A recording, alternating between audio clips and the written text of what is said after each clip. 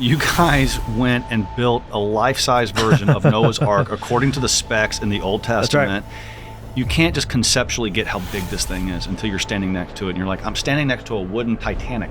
It's unbelievable what you folks did.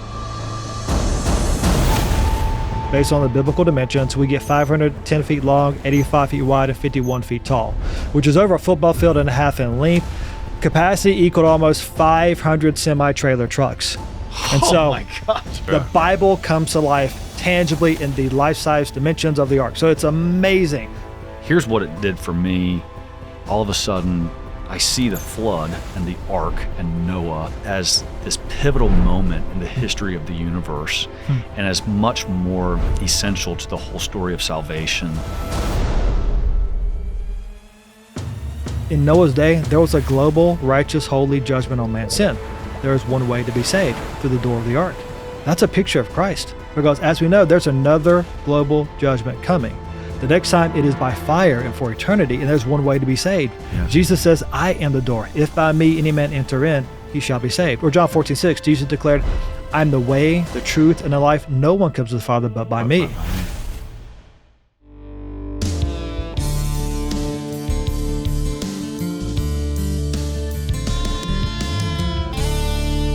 Mr. Bryan Osborne, thank you so much for coming to be on my show. Conor, great to be here. Glad to come back down to Gastonia. Been a while since I've been in this area, and it's good to be with you. Well, I thought I would tell people, like, first, and before like introducing you, which I'm going to let you do yourself, kind of say like how we even got in touch, you know? And so here's the deal, guys. I have been to the Ark Encounter twice, and it's one of the coolest things I've ever been to. It's like the eighth wonder of the world. I mean, I think this is amazing. So I have this podcast, and I went for the second time very recently, and I said, I told my my team here, I said, we have got to contact the Ark Encounter place and say, send us somebody. Like, I don't know who, but anybody who can talk intelligently about this incredible thing that you guys have done there. And the Ark Encounter and the Creation Museum, which we're going to get into. So they introduced us, and you happened to be coming down here to Winston-Salem. So it kind of worked out perfectly. It did. But so I'm so honored to have you and to meet your lovely wife, who's behind the camera right now. Lovely indeed. But it was great to get to know you just a little bit. You know, usually when I have a guest, it's like I've known them for a while, you know, but we talked for an hour. Surprise! Right. So why don't you tell us first about like what you do at Answers in Genesis, what Answers in Genesis is, and this whole Ark thing that I'm talking about that my customers or my subscribers might be saying, what are you even talking about, the Ark thing? You know, so go ahead. No, absolutely. So I, before I joined Answers in Genesis, I was a teacher. I taught Bible history in a public school over in Tennessee for 13 years. And then about 11 years ago, by God's direction and by his grace, I joined the ministry of Answers in Genesis, which is located in northern Kentucky. And our ministry is all about defending biblical authority to proclaim the gospel effectively to the world around us. That's our passion. So our goal is to give answers where the Bible is under attack today. And one of the main places biblical authority is under attack today is in regards to the history of the Bible. Ideas like evolution and ape men and Big Bang and millions of years, those sorts of secular ideas are being used to attack biblical credibility at the beginning, getting people to doubt the rest of the Bible. So our founder, Ken Ham, had a passion for this many years ago. God gave him really a vision, in a sense, to build the Creation Museum and the Ark Encounter to be places where people can go to get answers to their questions about rock layers and dinosaurs and the age of the earth. And really, kind of what we're showing people is something fairly simple. The Bible's true. It's right about everything. It's right about history. It's right about morality. It's right about salvation found in Christ alone. Put your faith in him. And so that's our ministry message. And then my job within the ministry is I get to be a speaker, go and speak on these issues, giving these answers about dinosaurs and the age of the earth, and not just science issues, but also social issues. If you're going to define marriage and gender and sexuality, where in the Bible do you go to get biblical doctrines to define those things? Well, Genesis 1-11. But if that history is not true, then how do you define gender? How do you define marriage? How do you define the sanctity of life from fertilization if you don't have Genesis 1-11? And so even the social issues of today, the biblical doctrines we need to give a right biblical answer, find their root in Genesis. And so we start from that biblical foundation, give answers, use those answers to get to the answer, Jesus Christ, to be the salt and light God has called us to be. So I speak on that, I write on that for the ministry, done so for 11 years, travel quite a bit, had a chance to travel a lot of places around the world by God's grace, and conveying these truths to people around the world. That's awesome. So tell us an overview of what the Ark Encounter is. Oh, yeah. And also, I guess, whenever you want to get into the Creation Museum. Sure.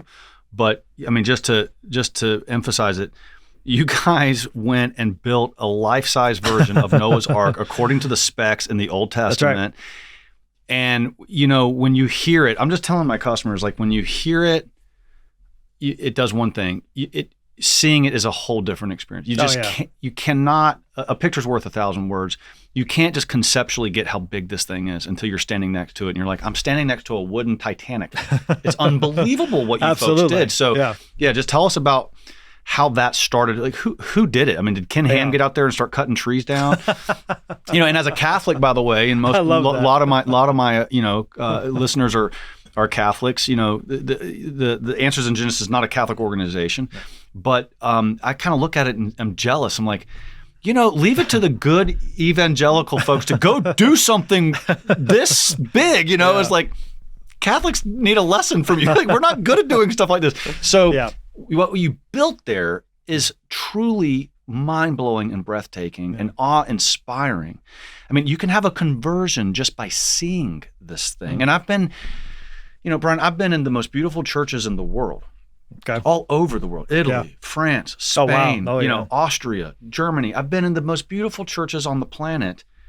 And there is something kind of categorically different when you see this wooden structure in Kentucky built to replicate Noah's Ark. I mean, I can recognize a beautiful Gothic cathedral and it has its own kind of beauty there. But when I see what this was in Kentucky, it's something at least on the same level of magnificence, but in a very different way. That's why I was so passionate. I was like, I got to have somebody. So tell us what the Ark Encounter is. So it brings the Bible to life is really what it does. And before we get into what it is, I need a picture AI generated of Ken Ham cutting down trees to build the Ark. Since you mentioned that, that's going to be epic. I need that from somebody. We can probably make that. I think we can make it happen. So Ken Ham is our founder of Answers in Genesis. He is from Australia. He actually this year is celebrating 50 years of ministry. Wow. So he's been doing this for a while. But back in the early 70s, he was a science teacher in Australia. He was a Christian. And his students found out that he was a Christian as a science teacher. And they said, hey, Mr. Ham, how can you believe the Bible? Hasn't science disproved the Bible? And so he's like, no, it hasn't. And he began to answer their questions from a biblical perspective. And the more he did so, the more he talked to other Christians, he realized the desperate need for people to have answers on these issues related to science, origins, and the Bible. So he began working on presenting these truths to local congregations wherever he could, speaking of churches, again, early 70s, mid 70s. And then he really started doing this more full time back in 77. And I joke with him, that's when I was born. I was born in 79. Right. And so he's been doing this for a while. And then in the early 80s, ICR, another creationist ministry here in the States, had him come over. He joined them for a bit, spoke with them around the States for a while. God blessed it. A lot of people were coming to hear him speak. And then eventually he felt called to come and stay in the States. Now, before he came, though, he had this vision in Australia that if he could build a museum that taught the truth of the Bible and about where we come from and who we are actually, he thought that'd be phenomenal because you go to all the secular museums and they teach the evolutionary worldview. Oh, gosh. Right? Okay, can I interrupt? Oh, absolutely. So I took my kids to the Smithsonian, I don't know, maybe 10 years ago up in D.C. And of course you want to go there. It's a really cool place. There's a lot of great stuff. And they had this introductory video. And we sit down in this little movie theater that they have right there, right at the entry point before you go to the Natural History Museum. Yeah. And on the screen, this little groundhog kind of like comes out and pokes his head out of the hole. And he says, "Hi, everyone. I'm your great-great-great-great-great-grandfather." And I'm like, oh my gosh, get me out of here. I mean, it's incredible. I'm not kidding. This is what they did. Yeah. But this is the indoctrination by the government-funded, museum. But it was like, if they had said that even 50 years ago, I think a lot of people would be like, what are you talking about? And every other parent there was like, isn't that cute? Look, it's Grandpa. I mean, what? How have we gotten this? Sorry. Yeah, absolutely. That's where we've gotten to. And that was even 10 years ago. Imagine today. I mean, it'd be even worse. So keep going. Yeah, no, but to your point, it's saturated. It's literally everywhere. And Conor, it's assumed to be true. And I think that's even more powerful in the way it influences our thinking. because you assume it. You don't even have to fight for it anymore. Oh, evolution must be true. Yeah, we're just rearranged pond-scum. But by the way, if we're just rearranged pond-scum, if we're just advanced animals, and there's really no God and there's no absolute morality, then how do you define right and wrong? Why wouldn't murder be bad? Animals kill each other all the time. Can we kill each other because we're just animals? Right? Yes. Can I kill you because it's like killing a cockroach? There's really no difference in value. No, we know biblically there is a difference. But if you strip that away and are left with the evolutionary worldview, you get problems. So, we haven't even gotten to the Ark yet, but on this point, it's just these things are also intertwined. But one of the arguments that has always sat the best with me in regards to the evolution is if these things jump from genus to genus. I mean, it's one thing to go for, what do you call it, interspecies speciation adaptation. Yes, like that. I totally get that a wolf became a domestic dog. I can get that. That's scientific. That's observable. Right. A polar bear and grizzly bear, probably just changed because of the environment they were in over, however long. But where if we were jumping from cockroach to dog, where's all of these animals that are like half-baked different animals? Like, where are all the missing links? Yeah. We look around. Where's all these missing links? I don't see them. I guess they could say, well, you have a rat and a bat, and this is like it kind of looks like a rat with wings. Okay. Well, then where are all the bats with like half wings or like a third wing or wings that don't work? Where are these things? And you don't have those. I mean, the missing links are completely missing. Like, that's the whole point. They're not there, which kind of on its face, aren't we still evolving? Did evolution just stop all of a sudden? Yeah. Where are all of these, maybe missing links not the right word, but where are all these intermediary species hooking up other species? They're not there. It's on its face. And in Darwin's time, he wasn't finding these things that are half dog, half horse. He wasn't. Where are they? It's pure theory. And it has now been, I'm preaching to you, but I mean, it's pure theory. And now it's like, I would say gospel truth, but gospel's not believed anyway. So I can't even say gospel. It's like math. They think it's just as clear as day as 2 + 2 is 4. Exactly right. And Conor, to what we're saying here, ideas have consequences. Bad ideas have victims.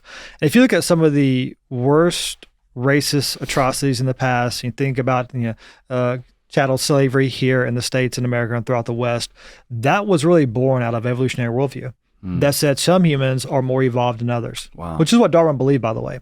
And many other well-known leftist leaders believe the same sort of thing. So the conclusion is this: if some people are more evolved than others, then they should be allowed to dominate. They should be allowed to get rid of the humans who are lesser than. The life not worthy of life, as the Nazis would say.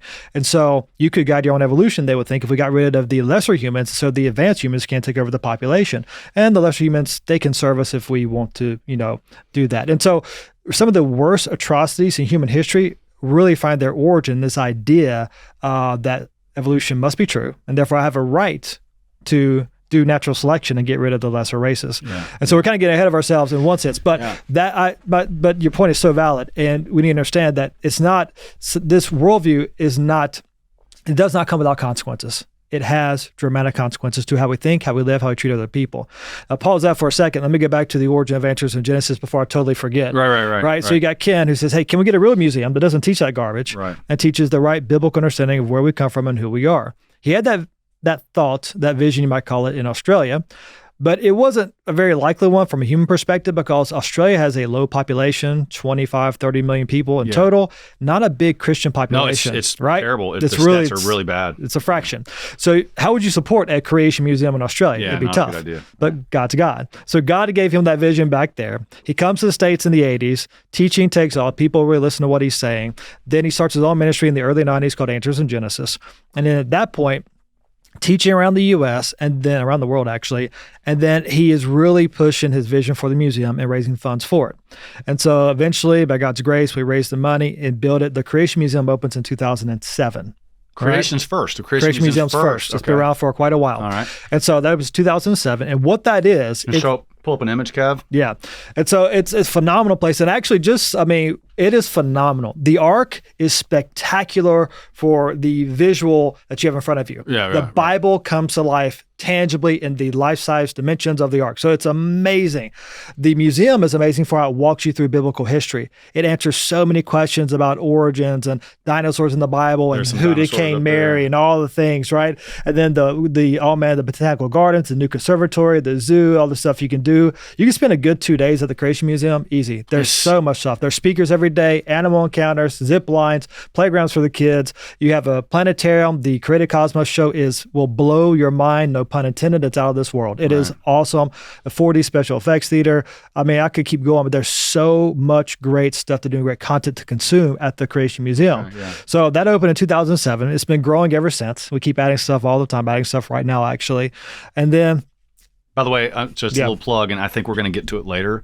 But my favorite part of the Creation Museum is all the stuff about throughout all of history, every culture, every continent, they all had something about dragons. Oh yeah. And you guys' argument is they're dinosaurs. Not by accident. And it's so convincing, folks. It's really, really cool, and it makes perfect sense when anyway.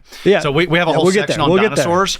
But the dinosaurs is like they have a really good placement here at the Creation Museum. So that's one of the cool things that you get there. All right, just keep going. So we have the Creation Museum, and Ken being the way Ken is, and maybe you're like this. There are certain people who are like this who are, okay, what's next? They're visionaries. Let's go. Let's do the next big thing. Let's keep going. And him and the team around him started thinking, what can we do next to draw people in, to teach them that God's word is true about everything? And then the idea of the Ark came on the table. Can we build a life-size Noah's Ark? And they started playing with that and fleshing it out. And they, after a while, said, yeah, we're going to do this. And so I started raising funds for that. And there's so many cool stories about how God miraculously provided so we can make this happen. And then 2014, we started building it. It opened in 2016.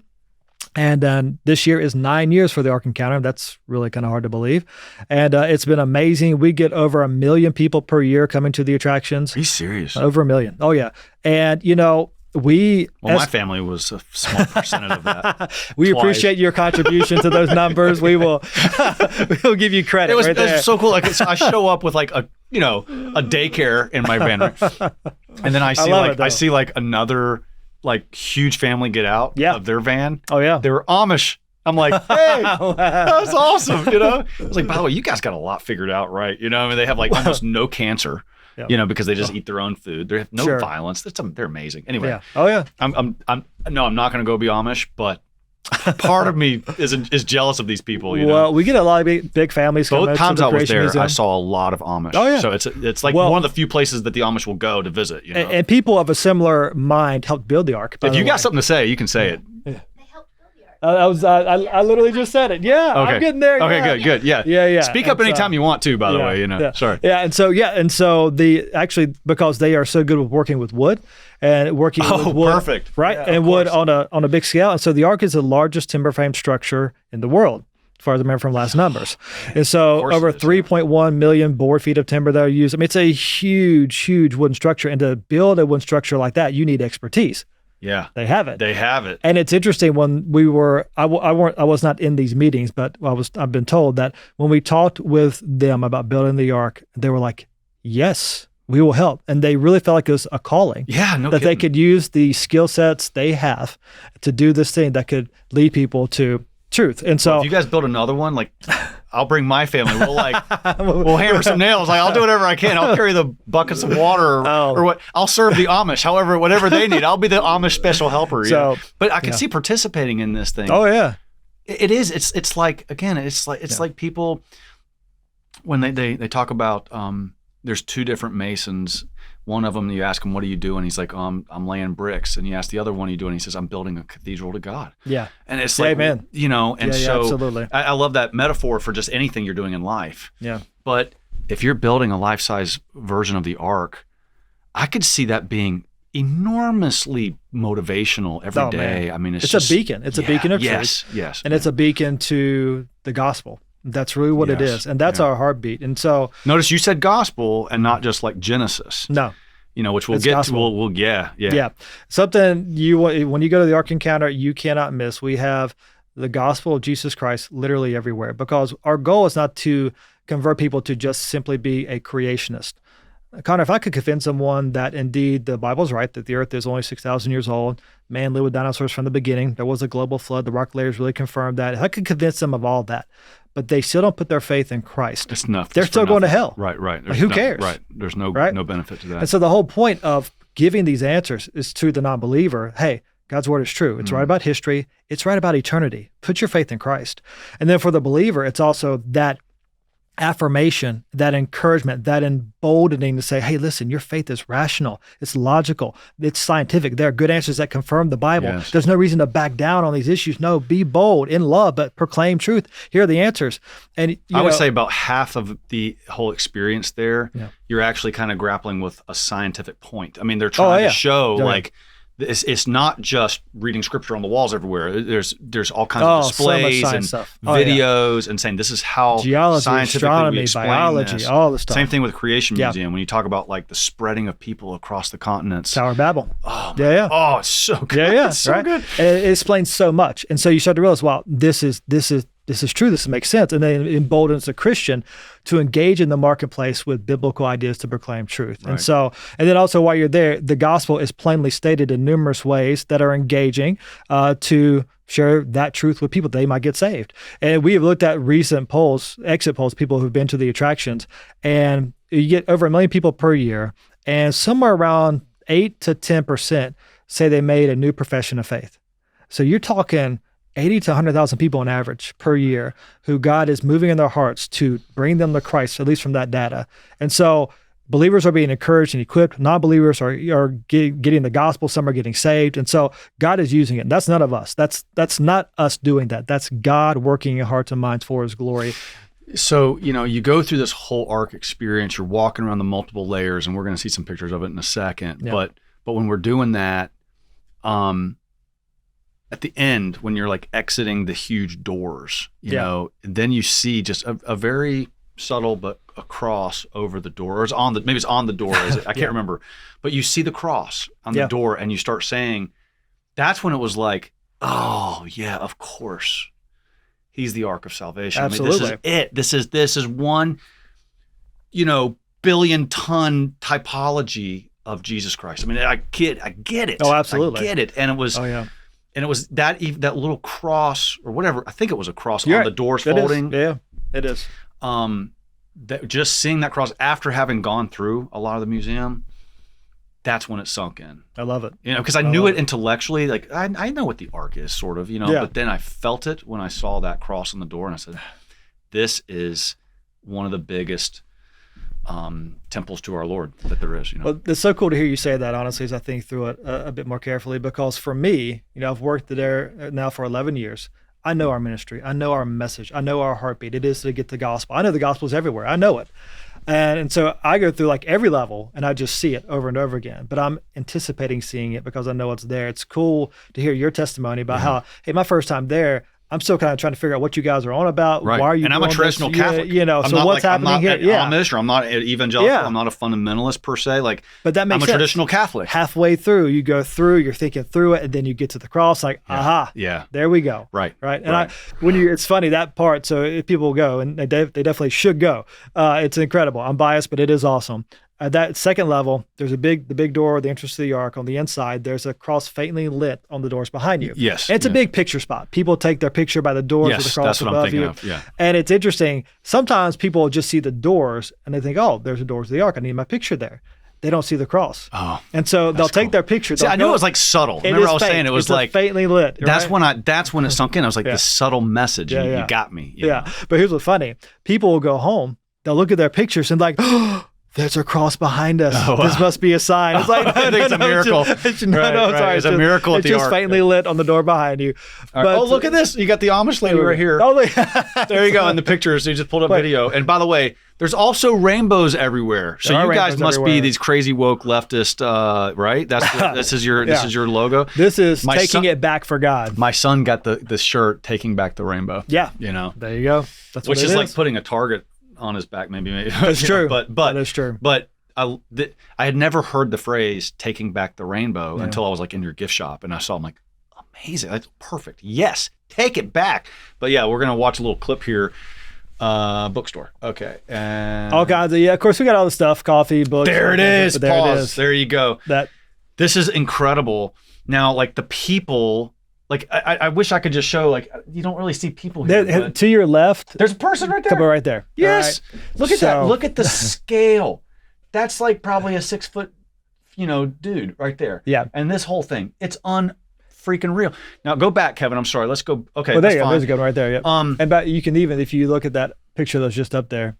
Can you go back, Kevin? Let's just go back to the right there. Let's just leave it there for a second. No. Can you get further? Yeah, if you don't mind. Hit play. Just a little bit and pause. There.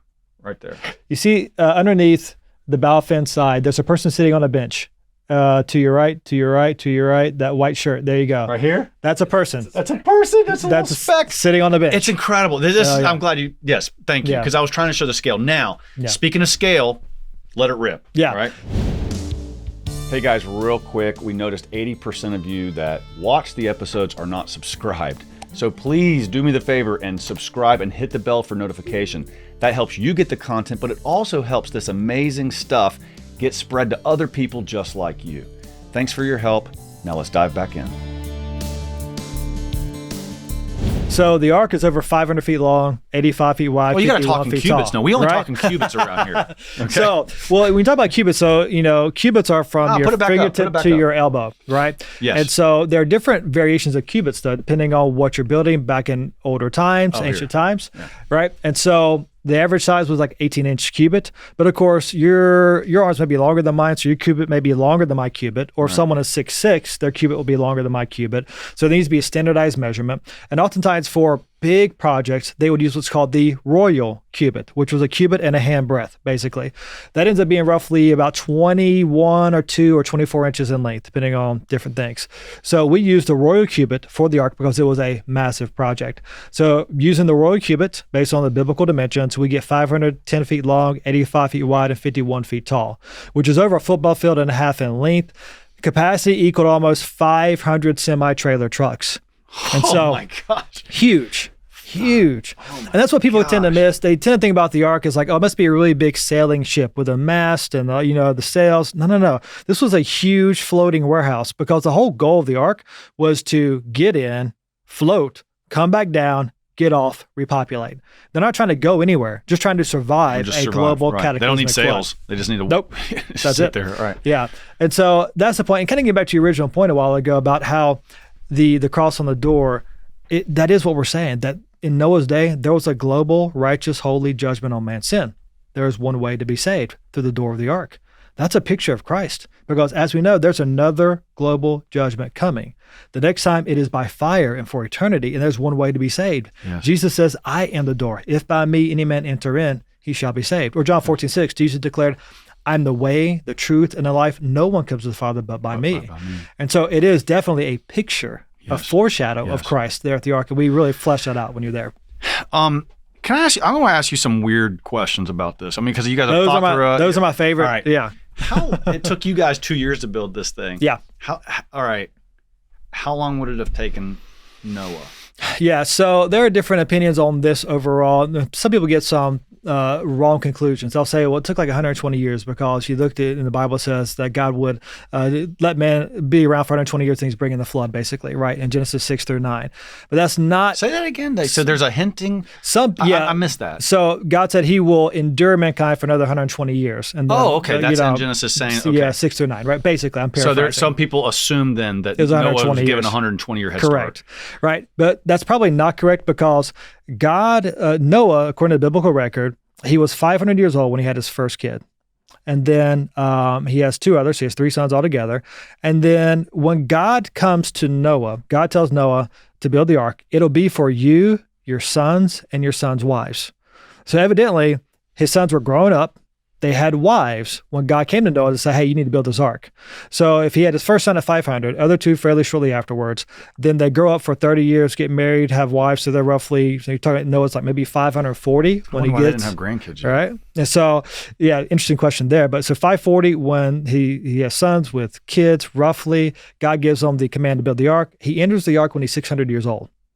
So you're talking from like 530 to 540 to 600. So we'd estimate 50 to 70 years for Noah to build the ark, which of course is plenty of time for a guy who's really smart, over 500 years old, lived for a long time. Maybe he was even a shipbuilder. We don't know that, but it could be. I'm reading the trilogy of novels. My friend wrote that, Tim Chafee. Yes, and I'm still in They're volume good. 1, but they're really good. This is so much fun because it is, I'm giving too many footnotes. I'm interrupting you, but the trilogy is basically like, what was Noah's life like? Yeah. And it had the first one is he's a farmer and he's like, but I want to be a carpenter, and he becomes a boat builder and he falls in love, and it's just like an imagination of what historical fiction. It's just historical fiction. Yeah.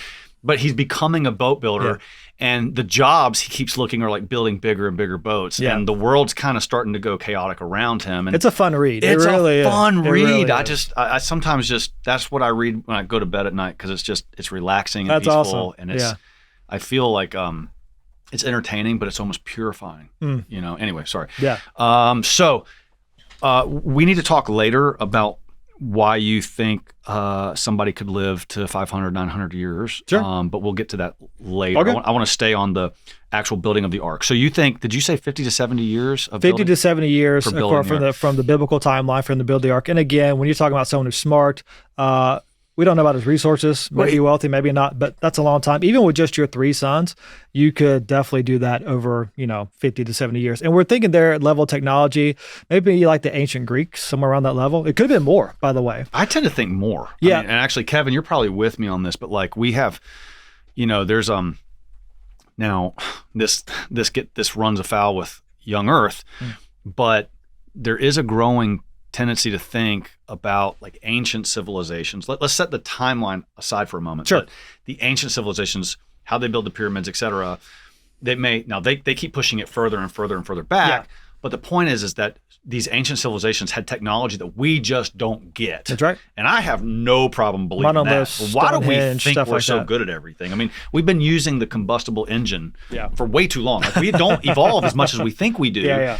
And so if there was some kind of ancient technology that was able to move heavy objects and stuff, I have no problem accepting that idea, Well, and I would say this too. I think part of that inclination to think that we're smarter today is rooted in evolutionary thinking. Yes. Because evolution says we're getting bigger and better and smarter over time. So of course, are we devolving though? Are we devolving? I think that's the reality. And C.S. Lewis called it, chronological snobbery. Oh, yeah, right? Because we're just further along in timeline, we must be better. But in reality, when you look at it from the right biblical perspective, what's the truth of it? Well, the truth is this: God made a perfect creation, and then man sinned, bringing death and suffering into God's perfect creation, which brought the curse as well. Things start to degrade over time post the fall of man. So things are wearing down over time, not getting better. And so at the time of the fall and the curse, you have mutations introduced to our DNA. Mutations in our genome mess things up. They cause so many problems we deal with today, and they accumulate more by generation. So basically, each generation has about 100 more mutations in their genome than their parents have. Really? So you can hold that over your kids. They're much more mutated than you are. And it's not like in the good X-Men sense. It's like in the bad, you're devolving sense. So you're wearing down. And so these things accumulate over time. And so really today, what are we today? Genetically speaking, we are copies of copies of copies of copies of copies. Yeah. What happens when you make copies of copies of copies of copies? It gets worse over time, not better. And so probably in a real sense, we are less smart in a lot of different ways.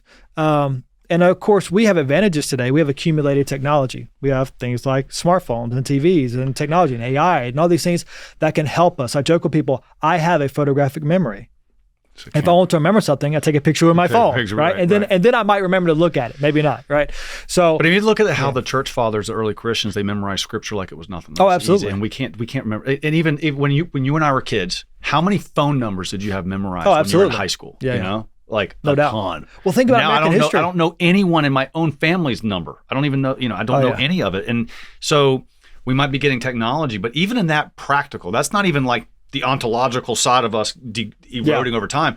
Just with these tools, we're getting fat and lazy and dumb. Absolutely. Oh, absolutely. Yeah. And I think even if you look back just in the short history of America, back to the education, 150 years ago, 100 years ago, what kids knew, what they could do, how they could engage with people, the positions they were holding in the government or different places. Like people back then, speaking multiple languages, and they could speak in a poetic sense in some of their writings. It just seems like they're so much more far along than us in some ways. Oh yeah, a right? lot of ways. And so, but that makes sense. Most of the ways that count. Because things are degrading over time, genetically, and then of course in a society as well. So Noah. So if we're on that topic, like pre-flood, people lived a long time, and then after the flood, doesn't Scripture show that the age starts decreasing? Rapid, sharp decline. Right. So you get up to the flood, people living on average over 900 years. And by the way, most cultures have legends of when they say people used to live to be close to 1,000 years of age. Probably rooted in that real history we find in Genesis. And then after the flood, those lifespans drop off really sharply to what we see today in just a couple hundred years, to no more than 400, 200, then just 100 years of age post-flood. And we'll jump ahead, but I'll go and give you the answer. Most likely, at the time of the flood, a couple of things. Number one, the world is wrecked. The world is utterly destroyed. You want to talk about, this is real climate change, not the idea of man-caused climate change. Right. No, this is real God-caused climate change. The flood was cataclysmic. It broke the world apart. It wrecked it. It wrecked the environment. It wrecked the climate. It wrecked the world. So the environment's utterly shattered. So you have a wrecked world post-flood. And then also you have a huge genetic bottleneck where all of human population is reduced down just to 8 people. So any mutations in their genome rapidly spread to the post-flood population, and they accumulate that much quicker. And the rapid accumulation of mutations combined with the destroyed environment lead to, less favorable living conditions. Your genome is worse as well, therefore you don't live as long. And so just looking at genetics and the effects of the broken world post-flood, I think can easily explain the rapid decline in man's lifespan post-flood. Okay. All right. That's awesome. Where do you get all the wood? And I know the answer to some of this stuff, but I mean, but hey, look at Turkey. There's no trees in Turkey. So clearly this is fake because Noah didn't have any wood. Go look at Turkey now. There's no, isn't it Turkey? Isn't that where it's modern Turkey. It's exactly right. So there's no trees there, dummy. Yeah. Well, so the key word there is now. Right. That is the key word. And that actually relates to a common question I use often to kind of reel people in. I'll ask, where was the Garden of Eden? Where do you think it was located? And most will look on a map and they'll say somewhere along, in the Mediterranean Valley by the Tigris and Euphrates River. Because if you read Genesis 1, 2, and 3, it talks about the Garden of Eden, it talks about rivers, 4 rivers. Yes. 2 of them are the Tigris and Euphrates River. Right. That's the only 2 that I know. And so they look on maps today, they see the Tigris and Euphrates River, they think, it must be somewhere around there where it was. Then I ask people, well, the Bible says there are 4 rivers flowing into or out of one. Do you see 4 rivers connecting to one? You don't. No. And they're not even in the right spot, according to what the Bible says. So does that mean the Bible is wrong or that something has changed? Oh, something changed. And so the Bible describes a global cataclysmic flood that wrecked this world, rearranged this world, totally rearranged the topography, the landscape of the world, utterly destroyed it, and then remade it. All right, so just footnote. Yep. Okay, you heard about the massive Helene flooding that happened in the western part of North Carolina. This was just a couple months ago, 6 months ago. I don't know, something like that. Yeah. Okay, now my wife's from Asheville. So that's where this happened, right? It was a massive flooding in Asheville, right? Yeah. And we've been up there, and I'm telling you that like rivers that had been there for hundreds of years, maybe 1,000 years, I don't know how long, these rivers literally completely changed direction and changed route. Like whole new rivers were formed. Yeah. And what was used to be Main Street is like completely gone. So we saw in 2 days of raining, rivers and creeks and everything completely changing direction. Yeah. And the Biltmore Estate, like we go there all the time. That's our vacation spot. It's like our favorite place on earth. Hope to meet you there sometime. Okay. Oh, really? Great. Well, we love going there. Yeah. And the only reason that we go there a lot is because my mother-in-law works there, and so I get the employee discount. So it's the same price for me as the Holiday Inn. How far can you share that? I know. Right. No. So it's pretty awesome, and I'm terrified if she ever retires. Because anyway. So we go there all the time. The French Broad River, which goes through Asheville, if it rains hard for 2 days, and then I think it had rained pretty hard like a week before, right? And the entire downtown area of like the Biltmore Village destroyed. It's been 6-9 months. I don't know how long, and it's so much of it's still not open. Wow. The flooding on like when you pull into the Biltmore Estate, the ticket office was underwater. I'm talking 20 feet high, 30 feet high, underwater. Yeah. It's unbelievable. And what I told everybody when this happened was, okay, this was 2 days. Like imagine if it was 40. The Bank of America, skyscraper downtown Charlotte would be underwater. Yeah. If it did, and here's the other thing, you know a million times more about this than I do, but what those floods show, like little floods around here, there's a compounding effect, just like the rule of compounding interest. Like, if it rains for a day, it does X amount of damage. Yeah. If it rains for 2 days, it does not do twice the amount of damage. It does like 5 times the amount of damage. Yeah. If it rained for 10 days, it would do 100 times the amount of damage, right? I mean, so there's like this compounding effect. So, if it had rained for 5 days as opposed to 2 days, all of Asheville would have been destroyed. If it rained for 40 days, the world would be destroyed. I mean, it's just that so it's it's a mind-blowing thing when you see how little water it takes to destroy a town. And then we're talking about this. And it is easy to believe the world is destroyed in a rather short amount of time. When you see that effect. And then let me add to that, maybe blow some people's minds with this. You gotta, when you read the biblical account carefully, there's much more than just rain. So in Genesis, yes, absolutely. No, so Genesis chapter 1, with the initiation of the flood, it says, on that day, all the springs of the great deep burst forth. Yes. And the floodgates of the heavens were open, and it rained 40 days and 40 nights. Now, the 40 days, 40 nights of rain, maybe even just till the ark kind of lifted off the ground, because most likely it continued to rain even after that time frame. So that might have been even the smaller part of the cataclysmic event, right? Because was it volcanic eruption that just split continents in half? This is the key, exactly right. So Genesis 7, fountains of the great deep, when you look at the original language, that is subterranean water underneath the crust of the earth. And we find all that still today, by the way. And that water burst forth through the earth's crust. The Hebrew verb for burst forth means to break open or move catastrophically. It's used in a couple other places in the Bible, like in the Old Testament. Remember when God told Moses, hey, you take Korah and his family, put them over there, the ones rebelling. Everybody else go over there.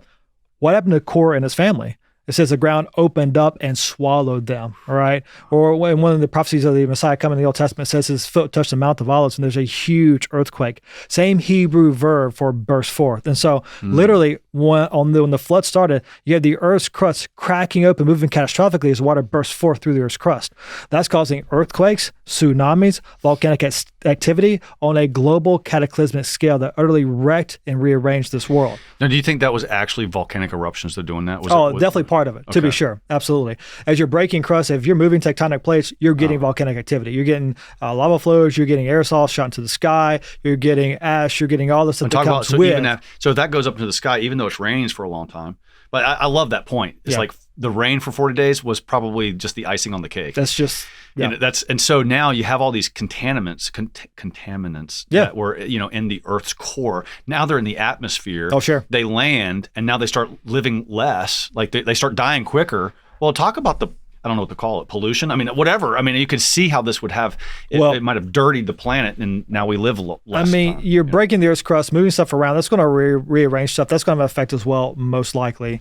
So that's going to be part of the problem. The other part is going to be as well the erosion, as you're eroding the plants, eroding the entire planet. Then as the flood ends, the mountains rise up, the valleys sink down, new continents are kind of being formed in a sense right then. The water runs off, bringing all the elements into the ocean, salt and stuff like that at high levels, which can be very dangerous and different things. If you have too many pollutants being drawn into the ocean, it's going to be a problem. Also, the Earth's magnetic field may have been affected as well, making it weaker post-flood, which would affect multiple things that protect us from UV light, stuff like that. So those things would be all part of the equation. And also after the flood is the perfect time for a post-flood ice age. Because what people don't realize, to get an ice age, you need warm ocean waters to cause lots of evaporation. You get a lot of moisture into the sky. But then you need cooler continents, cooler land masses, and cooler summers for that moisture to come down and accumulate in the form of snow and ice. So to get an ice age, you need warm oceans and cool continents. That's a weird environmental combination to get. That's exactly what you'd have post-flood. When the fountains of the great deep burst forth, this subterranean water closer to the mantle of the earth will be very warm. warm water. And then with the tectonic activity, you're pouring lavas into the oceans on a global scale, thus warming your oceans. Yeah. As a result, oceans are warm. Some estimate 70, 80 degrees. And then because of the volcanic activity, you're shooting dust and aerosols into the sky on a global scale, blocking sunlight around the world, thus cooling your continents. As a result, ice age can come and go in a few hundred years. And even today, the continued melting of ice caps today could be the continued recession of the post-flood ice age. And so, as people will see as we keep going through, I'm no genius. Like, this is not hard. If we just start from the biblical worldview, real science, real observations are confirming the Bible again and again. And as Christians, we have answers if we just trust the Bible. All right, so I want to get back to the Ark and start talking about animals, and I want to talk about I want to talk about my coffee mug. And the mug is awesome. I need to get that mug. I'm loving that mug. But I think, we were talking about this before the show. One of the things that COVID did is, I think you referred to it as like the Great Awakening. I mean, it's like, and I hadn't heard that, but that's exactly what I was trying to say. Yeah. A lot of people, normal people, are sitting there saying, wait a minute, maybe what we've been being told about a lot of stuff is not so true. And it's just made people really start thinking about a lot of stuff, everything from vaccines to the scientific community, sure, to the role of government and pushing certain agendas. Like, it's just, and of course it can kind of get into conspiracy theories. Well, I mean, there's a lot of conspiracy theory. By the way, it's just because it's a conspiracy doesn't mean it's not true. I mean, conspiracies are real things sometimes. Yeah. So I think that, after COVID, and when I went back to the Ark, I think I went to COVID before the, I'm sorry, I went to the Ark the first time before COVID, I think. And then before 2020? I think so. Okay. And then I went the second time. When I went the second time, I was definitely more skeptical of the scientific community and whatnot, right? Yeah. So I think that skepticism is really healthy because at the very least it opens up your eyes to the possibility of things. And I've raised my kids in a very conservative, religious, biblical, world. They have minimal exposure to, the dangers of the world out there, but some.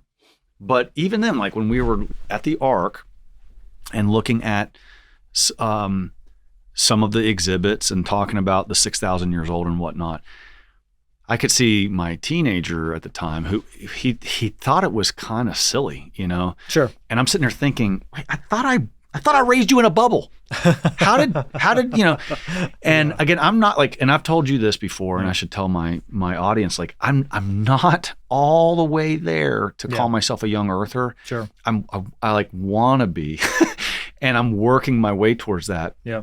But I'm still trying to do more research. Part of my research is having someone like you on the show, right? So you should do your own research. Right. You should, absolutely. So, but I know, but one of the things is like, if my kids had this kind of snarky attitude, and I shot it down quick. In fact, true story, something, we're in the Ark, we're looking at some display, and I heard my teenager son said something to the effect of like, well, that's stupid or something. And I turned to him and I said, listen, at the end of the day, after we do our research, we might conclude that we don't agree with everything about the 6,000 years or everything about this Ark. But this is not stupid. What you're looking at is an extremely rational explanation of a very important thing in the Bible. Sure. Now, again, I'm not saying I'm going to agree 100% at the end of the day, but this is not stupidity. Right. And it's the Bible applied. Yeah. A lady behind me came up to me and she tapped me on the shoulder, and I turned around and she said, thank you for responding like that to your teenage son. That was a perfect response. Wow. And I mean, and I like it. Yeah. So my point, I got great kids, and we but if my kids have that level of attitude towards certain things here, imagine the average family. They must think you guys are nuts. And it speaks to what we talked about at the very beginning, which is this idea has permeated our society. Yeah. The idea of evolution being true, the idea of millions of years being absolutely true. It's in every corner of our society. Whether you talk about schools, whether you talk about curriculums, even homeschooling curriculum, private school curriculum, zoos, museums, movies, everywhere you look, it's assumed to be true because it's been taught for so long. Yeah. And Hitler's regime had a saying, if you tell a lie loud enough and long enough, the people will start to believe it. Yes. And that's essentially what's happening with this. And I totally get to the people who are watching this, and this is new to you, I get the struggle. Like I have been there. I was telling you before the show. Yeah. I didn't grow up thinking about these things. I grew up in a great Christian home, but we didn't even think about the origin of the universe. We didn't talk about the age of the earth. It didn't matter. Just trust in Jesus. So we assumed maybe God used evolution. Who cares? It doesn't matter. It's not a big deal. And so we didn't never even try to give a defense. We just went along with it. It wasn't until years later, we'll talk about later on, why the issue matters so much. So I get the struggle. But what people tend to misunderstand is that when you talk about observable science, there's a difference between observable, testable, repeatable, observational science done in the present, and then someone's guesses about the unseen past, which is called historical science or origin science. And for many people, what they do, they had this conflict, and I've been there, to where you think, okay, if I want to be rational, I've got to believe in science. And of course, I take medicine, certain medicines. I use technology, and I accept the benefits from scientific progress, like in a practical way. So if I'm going to embrace those benefits and use those things, I'd be a hypocrite not to trust what science says about history. And they tend to think that the way you make technology and medicine and the way you have conclusions about the past are the same. And they could not be more different. Yes. And this is such a key point people really need to grab a hold of. And so let me flesh it out. So with operational science, we are doing experiments in the present, right? We are mixing chemical A with chemical B, get result C, and then we repeat the experiment, get consistent results, and reach some conclusions, and then apply them, and right? Then we call it a rule. Or Right, something, exactly. And then we can make technologies, make advances. That's observational science. It's done in the present, right? But here's the deal. When you're trying to figure out what happened in the unseen past when you weren't there, that's a totally different thing. Because what do? You look at present day observations that you have with you now in the present. You interpret those observations with a set of assumptions about the unseen past. Those assumptions are rooted in your worldview. Yes. And here's the key. If you start with the wrong worldview, start with the wrong assumptions, interpret it wrongly, you'll get the wrong conclusions. And so, Conor, that's why we say there are a lot of really brilliant people. I mean, they're not dumb. They're brilliant, especially in their fields, that can be so wrong about the age of the earth and rock layers and dinosaurs. Why? Because they're starting with the wrong, anti-biblical, man-centered assumptions about the past. Yes. And so modern day, what people are doing is they are rejecting the Bible's testimony about history. They're saying there can't be anything supernatural. Somehow, we must explain everything with only natural processes. And so they say, how can we explain all this that we see with only natural processes? And they make their guesses. It's called the Big Bang Theory, evolution, so forth and so on. And what's so interesting is that as they do so, they have to violate many scientific laws to try to explain how we got here naturally.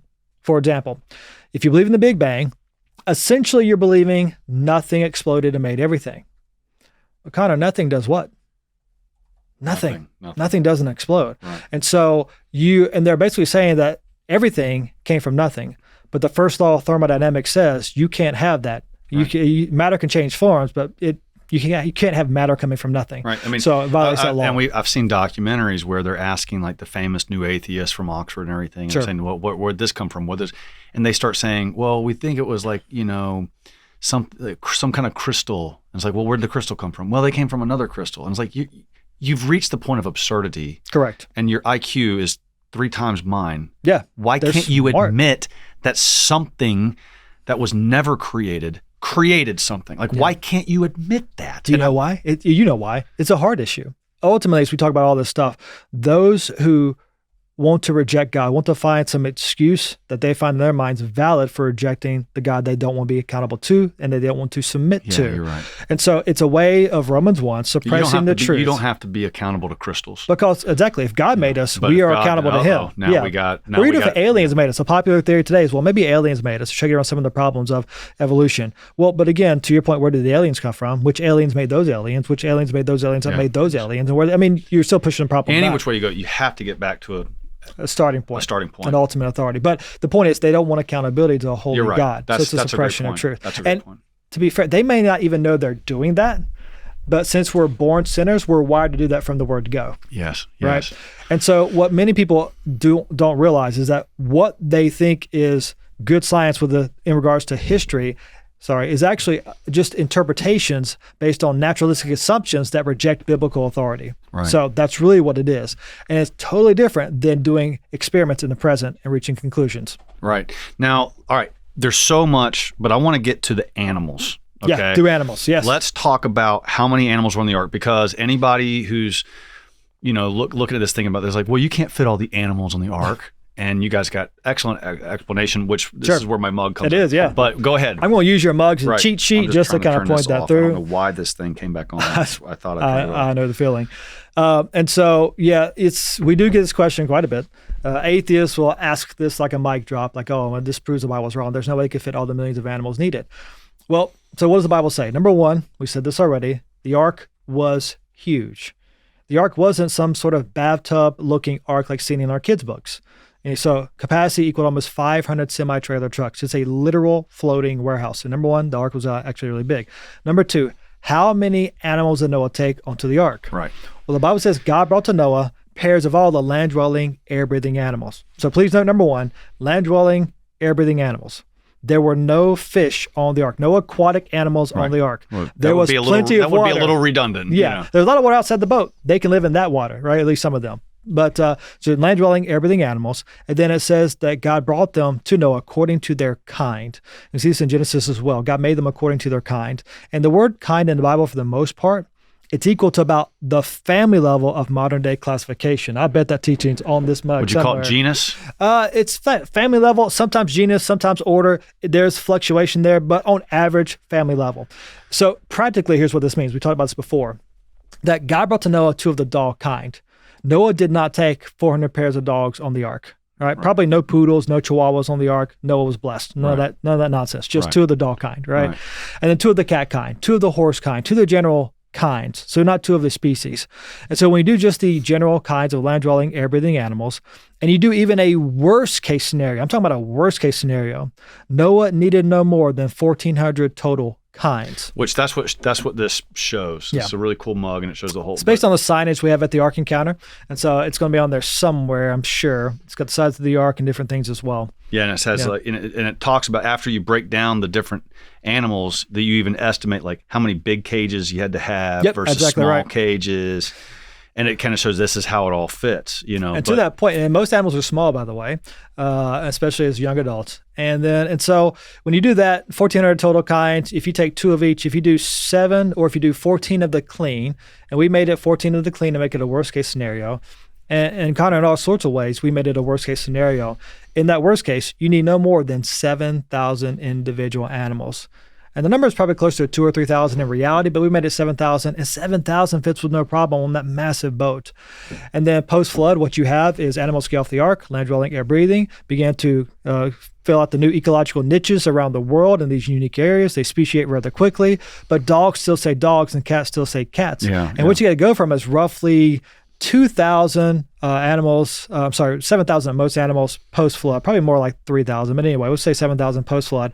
And you got to get to around 36,000 species or variations to today of land-dwelling, air-breathing animals. So from 7,000, 36,000 to 4,400 years, that's really easy to do when you have natural selection mutations in a post-flood world. And post-flood world. And let me just say this. Natural selection and mutations are real things. But Conor, in the real world, here's what they do. They duplicate, shuffle, or lose existing genetic information. They don't add it. So those things don't lead to a dog changing into a cat or into a cow. They lead to variations of dogs, from Chihuahuas to Great Danes, right?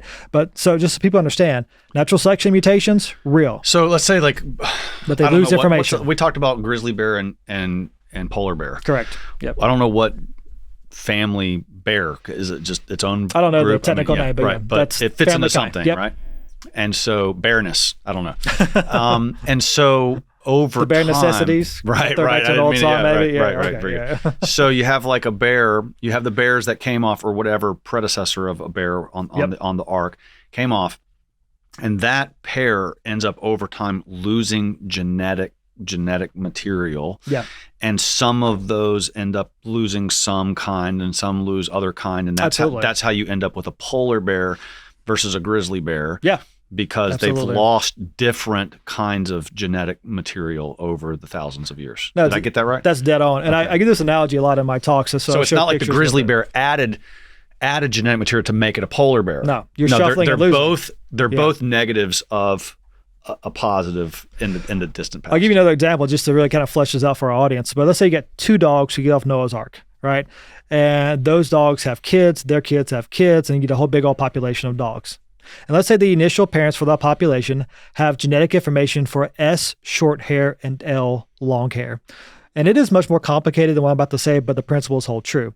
And so these parents with those S, short hair, L, long hair genetics can make multiple variations. They could pass on both short hair genes and make dogs with really short hair. They could pass on one of each and make dogs with medium hair, like them, or pass on both long hair genes and make really hairy dogs, right? That's natural selection in action, right? It's just genetic variability.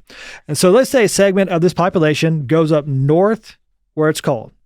Well, in that cold environment, over time, the dogs with short hair and medium hair, they'll get cold. They'll freeze, and then they'll die, or they'll move away, right? They reproduce less. And so, eventually they fade out of the population. And what you have left in that cold environment are dogs with long hair. Yes. Who on their own only make dogs with long hair. That is natural selection in action, and likely mutations as well. But know that through that process, as you get dogs with long hair in that environment, you didn't add new genetic information. They had that already. They have actually reduced the total information, taking away the possibility of short hair. All they're left with is long hair. So it's actually, at best, a shuffling, in this case, a loss of genetic information. And so those processes are real, but they don't add new information to change a dog into a whale if you give it enough time. Yeah, okay. That's really good. Make sure to follow @Conor Gallagher Show on Instagram and Facebook. It's there where you can engage with the content much deeper, behind the scenes footage, behind the scenes content. It's going to be fascinating. Now back to the episode. All right. How do you have any idea of the number of, I'm saying genus, but family kinds? How would you know how many would have been at the time of Noah? Because you guys come up with some pretty specific estimates. Yeah. Right. We did a ton of research on this, a ton. And again, it's around the family level. And the way we try to figure that out is, okay, what animals can reproduce? If they can reproduce, they're part of the same kind. If you go to Genesis chapter 1, he made them to reproduce according to their kinds. So that's kind of the general biblical markers of the bara, or the kind. Hebrew word bara there, but at least the kind. So if it can reproduce, part of the same kind. And that's the general rule. Now, there are problems in trying to determine those boundaries sometimes, because, one example, bats. You might have seen this at the Ark. Yeah. So if you go to the Ark and you go through and see our exhibit on the bats on the first level, we have in there, I forget the number, it's over 100 bats that we put on Noah's Ark. Now, in reality, it's probably no more than 14. Why do we choose over 100? Well, because when we were trying to figure out what is the kind, where are the boundaries for the kind of the bats, if we're using scientific data, we have to see when bats have bred together. They can breed together, different variations of bats. If they breed together, we know they're part of the same kind. Well, there are many cases where bats around the world of different variations have not bred together. Now, could they that makes it different kinds? Right. Would they be the same kind? If they can breed together, they're the same kind. Yeah, if they can breed together, the same kind. If they can't breed together, they're different kinds? They're not, but here's what we do. So, well, they're likely not, I should say. So this bat, let's say over in Argentina, this bat over here in, Northern America, whatever. We haven't observed them breeding together. Now, based on their morphology, their physical structure, their dietary habits, and their features, they are likely the same kind. But we've never actually observed them breeding. So what do? We assumed they were different kinds. Okay. So although in reality, that just increased your numbers. Exponentially, by the way. And so that's why we say the number is probably closer to 2,000 or 3,000, but we made it 7,000 to account for all of that. Right. And so we went by the scientific data to say, okay, if we have observed them breeding, and there are published results of that, then we'll know they're part of the same kind. Even though sometimes we don't observe it, we still know they are, but we still separated them just to make them know. So no one could come along later on and say, you guys are fudging the numbers just to make them fit. No. We made it the worst case. Worst case. Yeah. All right. Now, everyone knows from every children's Bible story, 2 of every kind. Yeah. But that's not the whole story, right? So explain the numbers a little bit. Didn't certain kinds get 7 of a kind? And give us a little bit more on that, because it's not just 2 of every kind. And that's another point of debate as well within Christianity when you look at the number of the clean animals. So God brought to Noah 7 of the clean, or 7 pairs of the clean. Now, the way the Hebrew language works and the way it's written in Hebrew, you can authentically interpret the Hebrew language as saying 7 of the clean or 7 pairs of the clean. And you have great theologians on either side of this who debate both. Okay. And so it could be 14, it could have been 7. Okay. The point with the clean, though, is post-flood, you have sacrifices. That whole system is going, the God's going to tell them to offer sacrifices, more or less. See it right after the flood. They kill the animal. So you need more. So you need more of the clean. Those are the ones you offer sacrifices. So you need more of them, so you can sacrifice some, still have them keep reproducing for food and other things as well. And so you have more of them. So we made it 14 of the clean. Right. Just to be buffer. Worst case scenario. All right. By the way, speaking of clean animals, there's a great, it's called the Maker's Diet. It's a cool book. Yeah. Is written by a Jewish fellow, but I don't know if he converted to Christianity or not, but it's explaining the dietary rules of the ancient Jewish people and like what this clean animal versus unclean animal is. Yeah. And then he's just showing that like the Jews had a really good sense of nutrition and sanitation. Sure. And so it's like that the reason they don't eat pigs is because pigs are scavengers. They eat nasty, it's like if you eat a pig, okay, that pig may have eaten a corpse, early on, or like a dead animal. And because of their digestive system, whatever they eat becomes part of their flesh, like super quick. Yeah. Like, so they eat a dead carcass on the side of the road and you kill it that night. Well, a part of that dead carcass is already part of their flesh because it digests so quickly. That would be pretty nasty. And then we eat it, and that dead carcass is becoming. It made me want like no more bacon. It was really, but that's a big step. That's a big step. Yeah. So like same thing with shellfish. Like they're the vacuum cleaners of the bottom of the ocean, which is why they have shells. And so my point is, it's just like everything in the Old Testament like starts making sense. Oh, sure. And so when I was reading this dietary book trying to lose weight, I lost like 50 pounds. Congrats. Yeah. So I was wondering about that. I saw some pictures. Oh yeah, I was a total badass. Maybe the shirt's baggy. I don't know. I was like, you look a little skinnier today. Yeah, I lost 50 pounds. Hey, congrats. That's great. Yeah. So and I'm still pre-diabetic, which is insane, but nonetheless. Yeah. But you start, I don't eat bacon anymore because it kind of grossed me out. I ate some, but it's just kind of gross when you think about you're eating a scavenger, But my point in all of that is that all of these little things in scripture, I'm beginning more and more, it's going to be, you could spend 10 lifetimes and never plumb the eternity of like everything, clean. Why did he choose 7 pairs of clean animals versus the others? Well, there you go. You have sacrifice, but what made it clean? And it's because it was God deserves the best, so he was going to sacrifice the best. But then also now on that note, when did man start eating flesh as opposed to just being vegetarians? That factors into all of this, doesn't it? I mean, it can. Now, we don't know definitively when sinful man started eating flesh. Man was not given permission to eat meat until after the flood. So after the flood, right? That's what I thought. I thought that fit in here because they get off the ark and he says, okay, now you can eat flesh. Well, at some point, did he tell Noah that? We've got to he did. We got to get back to the millions of years and why it matters theologically at some point. That is so key, and we'll get to there eventually. But the Bible is clear that God made a perfect world, right? Originally, there was no sin, no suffering, no curse, no death, no cancer. It was perfection. Perfection. Let me pause for a second. I'll interrupt my interruption. Sorry.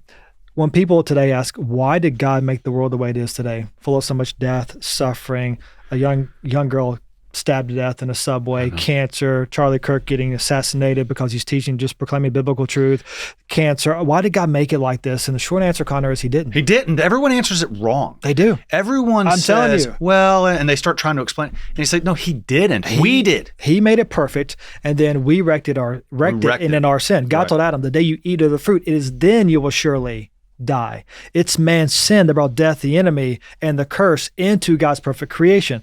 He made it perfect. We wrecked it in our sin. And you don't blame the manufacturer for the perfectly good car that you wrecked. Right. And so we wrecked this in our sin. That's good. And then God, in his grace and mercy and his right justice, still makes a way of salvation for us even after we wrecked his perfect creation.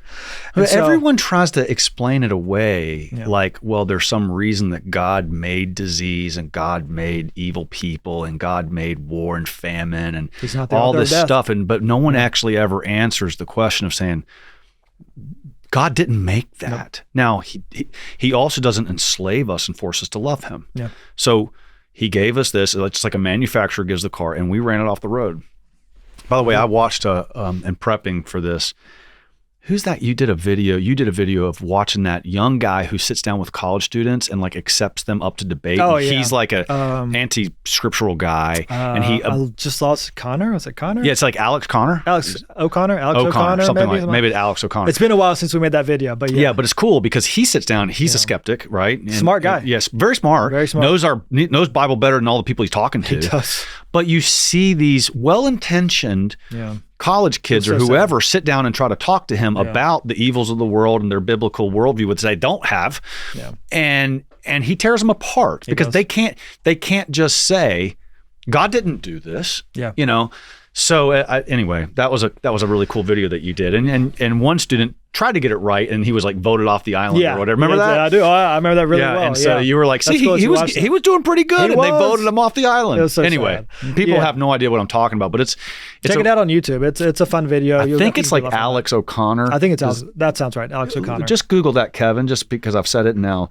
Yeah, if you look at Bryan Osborne and then Alex O'Connor on YouTube, I'm sure. Yeah, it's on Answers in Genesis. Yeah, but they got 865,000 subscribers on their YouTube channel. A lot of videos. Really cool stuff on there. There's a whole length 2-hour plus debate about young Earth. Oh yeah, so much. It's really cool stuff on your YouTube channel. It doesn't look like it's Alex O'Connor. Alex O'Connor, yeah. Okay, not to be confused with Conor Gallagher. Okay. Agnostic with interest in philosophy, religion, the Bible, ethics, YouTuber.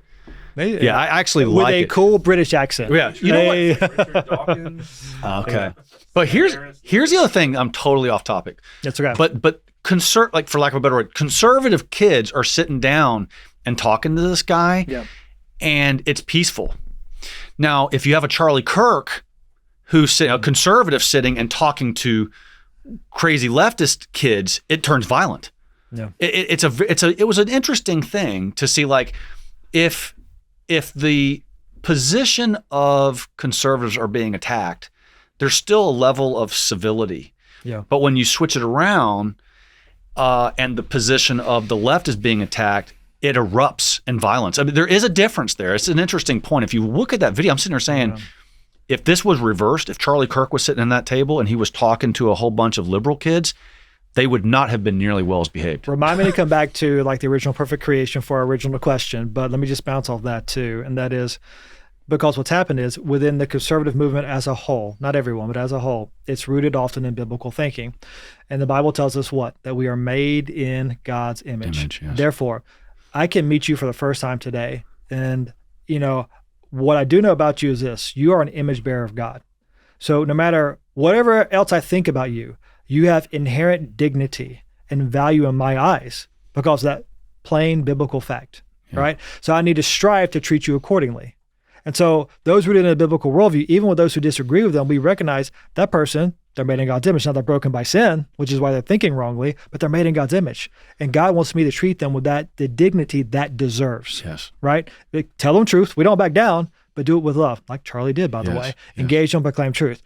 When you get to the secular progressive leftist ideology that rejects biblical authority, they have dehumanized people in a couple of different ways. Number one, mentioned earlier with evolution. If we're just a rearranged pod scum, just an evolved animal, then I don't owe you anything. You have no inherent rights. You are maybe a problem in my way. If you get on board, that's great, but you're just an animal. And so, number one, it strips people of that inherent dignity when you have that worldview. And then secondarily, what tends to happen with those in that movement, they tend to call those who disagree with them fascists, Nazis, Hitler. They call them all these. And what do you do with a Nazi? Well, you kill them. Yeah, right. They're the worst of the worst, right? Right. And so when you use those sorts of words and those sorts of names towards people, it's another way of dehumanizing them. Yes. And therefore, why not yell at them? Why not attack them? Why not shoot them in the neck? Which is what we saw with Charlie Kirk. Yeah. And again, I know this may seem like a rabbit trail, but I will tell our viewers this: it is full circle because ideas have consequences. Worldviews breed ideas. Those ideas have consequences. Bad ideas have victims. And that is what we're seeing as those who are rejecting biblical authority, adhering to a pagan, secular, neo-Marxist ideology that leads to the fruit of pain, suffering, and death, which is what all demonic doctrines do. Yes. Now, one of the coolest parts of the Creation Museum is you have you walk through. I'm almost certain it's the Creation Museum. I get sometimes the exhibits confused in my head. You're walking through the Creation Museum and it's going through the timeline. You got creation, you see Adam and Eve. That's a museum for sure. And then you get into after Cain and Abel, and when everything starts to go bonkers, and you have a number of examples of whether it's child sacrifice or whatever the horrific things are. It shows a picture of like how painful the world must have been and why God thought this is bad enough to destroy. We got exhibits in both for that, by the way, both the Ark and the museum. Yes. I think the one you're doing now is the Ark. And they have like the temple, like I don't know if it was a Mayan temple or I don't know what it was, the Ark. but that's the Ark. Okay, yeah. So but it's very powerful, and it shows what the feeling that I get after going through it. Very much what they do is a masterful job there is God built something beautiful, and we destroyed it. And God through the flood, which in a way is an act of mercy for us because he gave us an opportunity to start again to some extent, you know, not perfectly, but that's right. Get back on track. And so I am kind of interested in actually finishing that story, the trilogy that I'm reading, the novels, because kind of curious on how the human imagination comes up with how bad was the world, Tim does a good job. the world that Noah was living in. Yeah. How bad was it, and why would God have decimated everyone? Now people challenge that, and one of the things that you guys point out very well is, well, he has a right to do what he wants. I mean, he's the creator, we're the creation. Sure. We all deserve to be flooded tomorrow, like in a way. That's it. That's part of it anyway. But let's get. Okay, there's so many things I could talk to you for quick 8 before hours. you go on. Yeah. Behind the scenes moment there for that exhibit you're talking about at the Ark Encounter. They have a couple of different things trying to depict human depravity. And fun little note here, the artist, pretty much everything you saw at the Ark in the museum, that's done by our in-house artist. Wow. All the sculptures, all the dioramas, all the signage. I mean, they're incredibly gifted. They do an incredible job. They work way too hard. They're awesome. And but they struggled in making that particular exhibit because their challenge was this: we need to depict the world going in the direction of hell in a family-friendly way. Family-friendly way. I was about to say, I get it. How do you do that? And you did it. You did it. I mean, you really did it. I thought they did a good job. It's actually a little scary, but in a proper way. Well, even like you mentioned, like the temple, what we're showing there is there's two things on that temple. I can see it in my mind right now. Temple goes up, and you have on the side, like second level, it's like a ziggurat. So a couple levels going up, and this second from the top level, there are some doors with women scantily clad, covering all the key parts, but scantily clad, men walking out. You get it. It's temple prostitution. Yeah. So we're depicting that. And if you're a young kid, you won't get that. Yeah, right, but an adult will. Right. They'll know. Right. And then as the steps going up to the top, you have people carrying babies. At the top is a gold statue, I think of Melech. And then there's a fire in the belly. Literally, it's an oven where they would lay their kid on the altar, burning alive. I know. Right. But we don't show them. You don't see the child on fire. But it's implied. But they're carrying it up. And so if you're an adult, you get the idea, right? And that's what's happening. And by the way, and I'm sure you've talked about this many times, we still have child sacrifice today. It's called abortion. Yes, and it's to the God of self.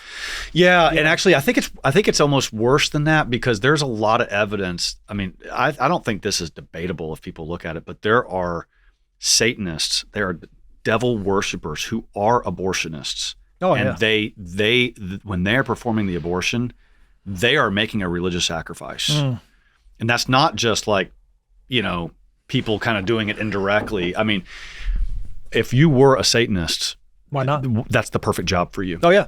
No, absolutely. And so, I mean, I've read a book entitled I think it's Demonic Abortion, but it's about how, I don't know, it's chicken or the egg. Like, did abortionists kind of become Satanist, or did Satanists become abortionists? But it's so depraved. But it really is like they are actually performing a ritual right there, right there in front of the woman, and the woman doesn't even know it's happening. It's sick. It's all, you can't imagine this stuff. But I mean, but who puts a baby on an oven in the ancient world to cook it? I mean, like, who does that? I mean, it's and here's the thing. Sorry. No, you're good. I've said this in like the last 2 or 3 podcasts I've filmed. So depending on when this comes out, people are going to be like, why do you keep bringing this up? But it's so powerful. I was listening to a Tucker Carlson episode recently, and he was talking about the Jeffrey Epstein situation. And the expert on the show was commenting that Epstein liked teenage girls with braces. Like, that's what turned him on. And the question is like, why? Braces represent innocence. Yeah. innocence. And what these people are, they don't just have like a sexual depravity. They're evil and they want to corrupt innocence. They want to destroy innocence, which is very much what Lucifer has done in the garden and all the way through. He comes to steal, kill, and destroy. Yes. That's his MO. Yes. That's what he does. So all of this stuff, I mean, it's like we're talking about abortion. We're talking about, child sacrifice, and then Epstein with the bracelet. I mean, it all fits together. It's all a pattern. Oh, yeah. And there's a consistent story that Lucifer, from the beginning of time, once he probably learned somehow about this incarnation, that God would become flesh, a little baby. Yeah. And he had to bow down before something lower than him was an unbearable fact. And so he committed himself to destroying humanity because he refused to have him and his angels bow down before this flesh and blood, which is gross and snivels and goes to the bathroom and all of these imperfections. Yeah. The height of pride, but he's spending the rest of human time of the earth to try to corrupt innocence. And we can only imagine too that for the devil, he can get to God. And that's something people misunderstand too. In our world today, this is not yin and yang. This is not two cosmic powers kind of battling. No, we don't know who's going to win yet. It's fighting back and forth. No, it's just God accomplishing his purposes and even using what the devil intends for evil to accomplish his good purposes, like he did with the cross. Right. Yes. And so, but we can only imagine with the devil that he can't get to God. So what does he do? He wants to attack and debase God's image bearers, which is us. Yes. And so to corrupt us, to kill us, to do all those things because he can't get to God, but he can get to us. And then just to loop this all back to Genesis, when we talk about the life and the value of the life of the unborn, their sanctity, where do we get that from? How do we know that every person from fertilization is made in God's image? That starts in Genesis 1. Yes. Right? And so even as a Christian, as we want to stand, and we rightly should, and boldly defend the right to life of the unborn child, that has its root in that history and the real history of God's word starting in Genesis. Let's talk dinosaurs. I mean, just because I just want to, there's so many things. We could keep going on babies, dinosaurs. This is really cool. When you go there and you go to the Ark and you go to, Creation Museum, a person would say, what is their deal with dinosaurs? Dinosaurs are everywhere. You said that, right? I did. And it's it took a while for me to start realizing this goes to the heart of the cultural bias or whatever the word is. Yeah. So take us through it. There's dinosaurs everywhere. Why? Okay. So the reason we put them up front is to really do what they did to you. It's like to kind of challenge those preconceived ideas that we've been indoctrinated with our entire life. Let's be honest. We've heard this since we were kids, since we were born. Dinosaurs lived millions of years ago, and they're part of the evolutionary timeline. That's all we've heard. We've seen it on movies, Jurassic Park, Jurassic World. We go to zoos and museums. When we go to the Natural History Museums, we see really cool fossils of dinosaurs. We're blown away by them. We're told in the placards by scientists, paleontologists, these are 65 million years old or whatever. And so we see it literally everywhere. And I can understand why we all kind of conclude, well, it must be true because everybody's saying it, including the people we trust, our teachers, scientists, authorities in our culture, so it must be true. So right off the bat, we put them there at the beginning with humanity to kind of help, to get you thinking, why did you do this? What is the deal? Why can you have man and dinosaurs? We want people to start thinking through that. Well, I think it's on a simple level, it's a hook. I mean, you think of Noah's Ark. Every kid thinks of animals. Yeah. But the only animal that you really think of as like completely extinct and gone and multiple millions of years old is dinosaurs. Sure. So you can't use a dog to do that. You can't use a giraffe to do it. You got to use a dinosaur. Exactly right. Exactly right. So to get to the biblical understanding, here's a short answer. I have a whole hour-long talk on dinosaurs. People can watch on YouTube. Just look at Bryan Osborne dinosaurs. It'll pop up. But the short answer is this. So biblically, we know scientifically, dinosaurs are land animals. With a certain hip structure, their legs go underneath their body. Technically, Conor, things like your pterosaurs, those flying reptiles, or even like the plesiosaurs, those swimming reptiles, those are not technically dinosaurs. So dinosaurs, by definition, are land animals.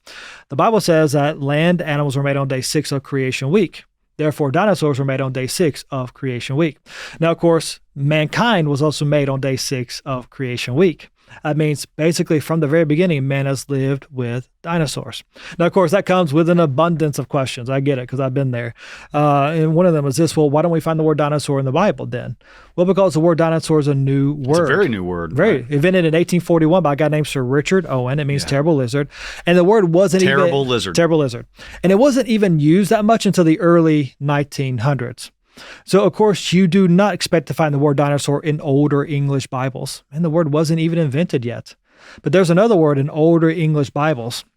I see it's in some cases to talk about dinosaurs before evolution became popular. And that word is dragons. Yeah. It comes from the Hebrew word tanim. You get the dragos in the Greek. And now the word tanim in the Hebrew has many possible definitions, but dinosaurs are one of those possible definitions depending on context. And you see it over and over again throughout the Old Testament. And then throughout all of human history, if you look at legends from civilizations around the world, you'll find all these legends of dragons.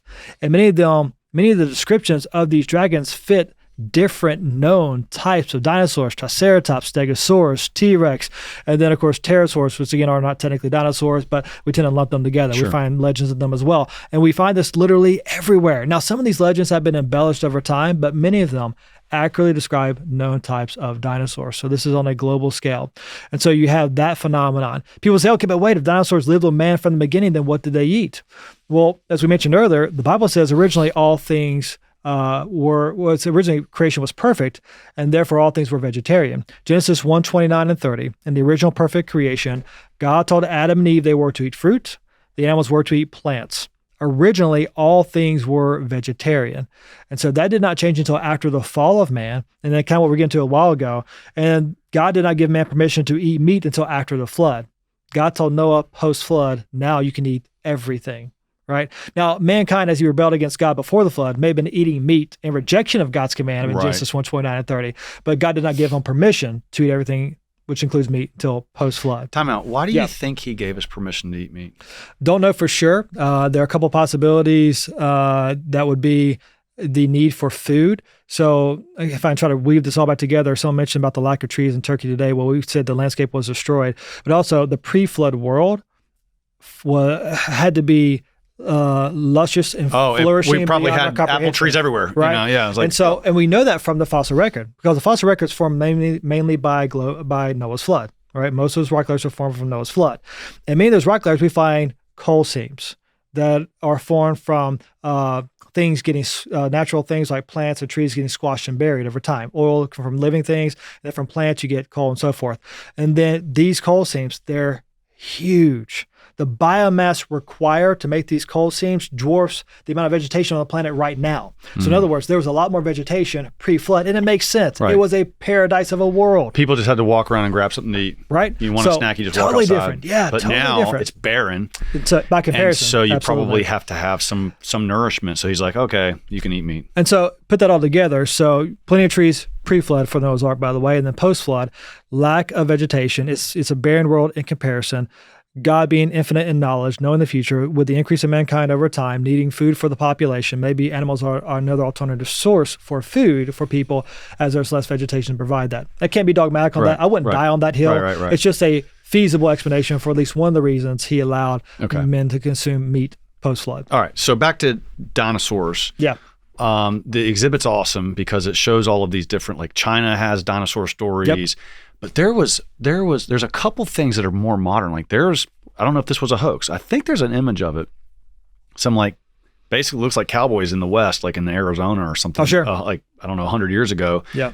Caught like a pterodactyl or something. Yeah. What is this about? So, exactly what you said. And so it appears to be real. How do you Google that? Because Kevin can probably find it in a minute. It can be hard to find because people don't like it. I've seen it. I've seen it on Google, so I know it's there.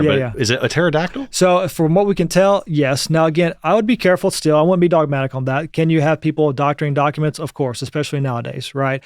But we seem to have, from what I understand, credible documentation of that being a real thing. That can be something like that. It's a different one he's thinking of, though. It's actually literally like a bunch of guys in cowboy hats with a gun, like people who lived on the range on a farm life. And then just say do real dinosaur found in Wild Wild West or something. Pterodactyl, something like that. But and so in the biblical worldview, it makes sense that could still be around in the late 1800s, early 1900s. They're going extinct over time, and they're still there in some crevices around the world. And of course, at that time, you don't have phones in your pockets like we do today to take pictures and video. So you can pass down legends of what you see, but it's written down. It's not visual. And so it's harder to confirm, what they say they're seeing as they write this stuff down. But it seems to be a real thing. There's an exhibit on that at the museum that talks about that very thing. Yeah. We have drawings and carvings around the world from mankind in history that appears to show man with dinosaurs way before 1800. It shows that man knew what they looked like. He drew pictures of them. He has legends about them. There are carvings of what appear to be a stegosaurus and petroglyphs of maybe a sauropod dinosaur in different areas around the world. I mean, they're literally all over the place. Well, so even if you're just a modern day historian or scientist, whatever, on that point, if you have ancient stories of what we now call dragons in China and in, modern day Europe and in modern day South America, like if you have these alleged dinosaurs on different continents, how would they have known to copy each other? I mean, like, how did they all independently come up with the same fictional story? You know what I'm saying? Oh, absolutely. With very similar traits. Like, that don't make sense. You see what I'm saying? No. I just thought of something. So this will be fun. You're exactly right. And so the honest evolutionist has to think of a way to explain all these dragon legends around the world that sound like man with dinosaurs. And so some, to their credit, have tried. Carl Sagan tried, very famous scientist, evolutionist. Yeah. And he was brilliant. I mean, brilliant guy, no doubt, and a great communicator of what he thought to be true. Dead wrong in a lot of things, but he's brilliant. And so for him as an evolutionist, how did he explain all these dragon legends around the world? Here's what he suggested. He suggested that our ancient ancestors, the mammals that eventually evolved into us, something like it's like a rat creature, basically, like a little rat, more or less, according to evolution, that this ancient ancestor of ours, who lived with dinosaurs millions of years ago, when that creature saw the dinosaurs, they were so big and terrifying that the memory of the dinosaurs imprinted itself into this small ancestor of ours, this small rat thing. And then as the rat thing evolved over time, it passed down what would later be that vestigial leftover memory.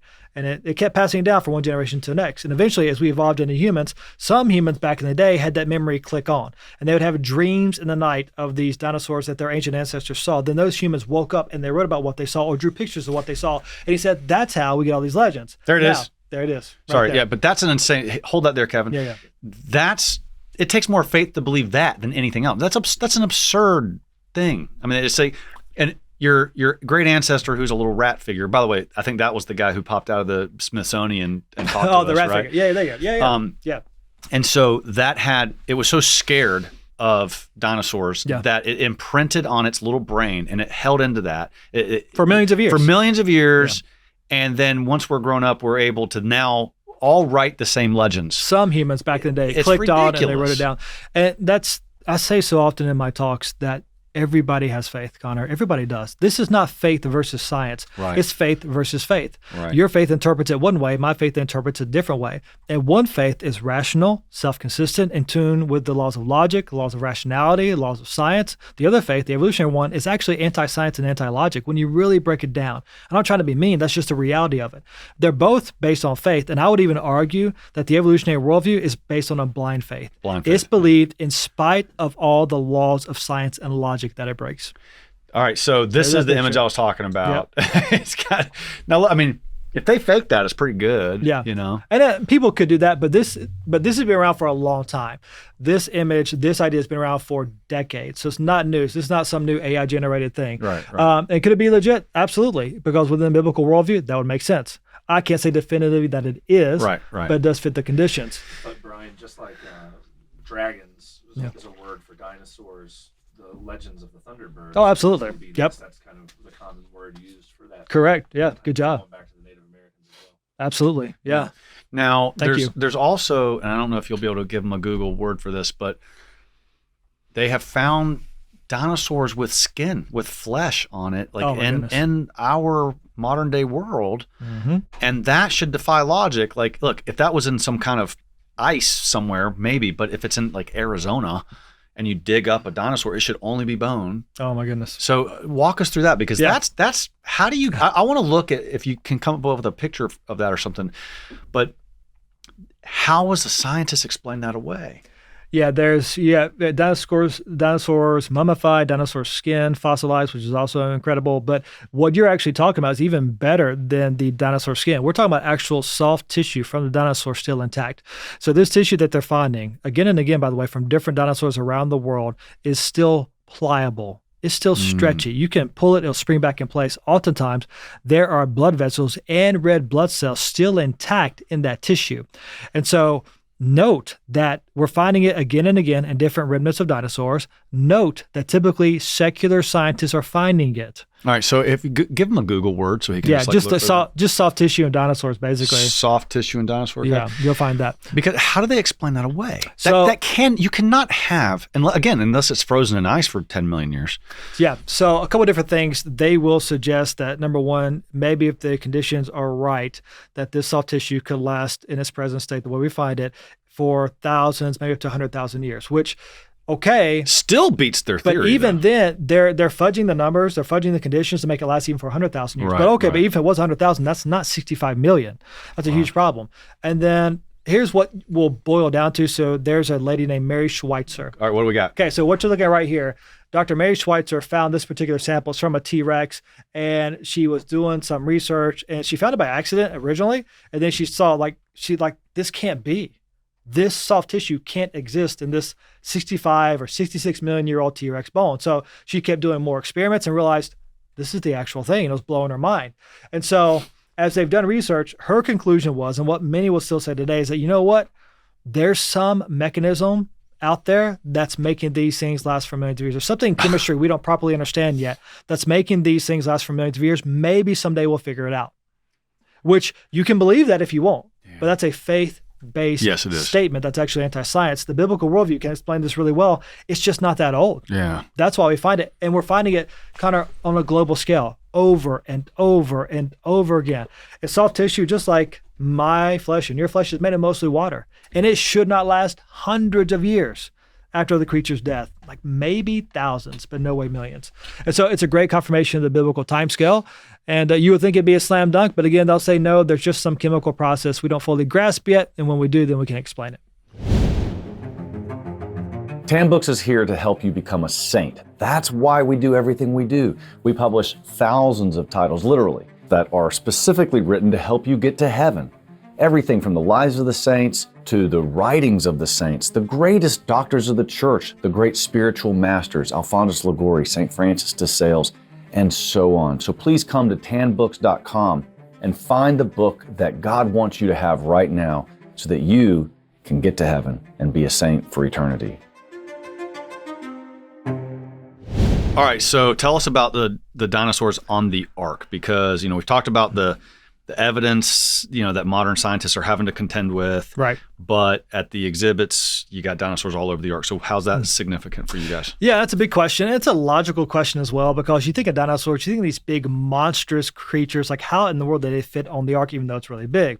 So a couple of things there to note. Number one, as we mentioned earlier, he brought two of the kinds, not two of each variation. So even though there are thousands of variations of dinosaurs recorded, there are roughly maybe 80 some dinosaur kinds at most. And so multiply by two of them, not that many needed on the Ark. So the number's fairly small. And some would say, yeah, it's a small number, but they got so big. And that's true. But all dinosaurs started small because they hatched from eggs. Right. And the biggest an egg can get is about this big for a whole bunch of reasons. So when you find a T-Rex egg, it's about this big. A sauropod, long-necked dinosaur egg, it's about this big. They hatched small and grew from there, like crocodiles and alligators and so forth. So most likely God brought to Noah young adults of the bigger animals, dinosaurs, giraffes, elephants, and so forth, to fit on the Ark. So juvenile T-Rex is like the size of a big dog or a small horse. Juvenile sauropod dinosaur is like a small horse. And so you can fit with no problem as you take young adults. Most likely God did that for Noah with all the bigger animals.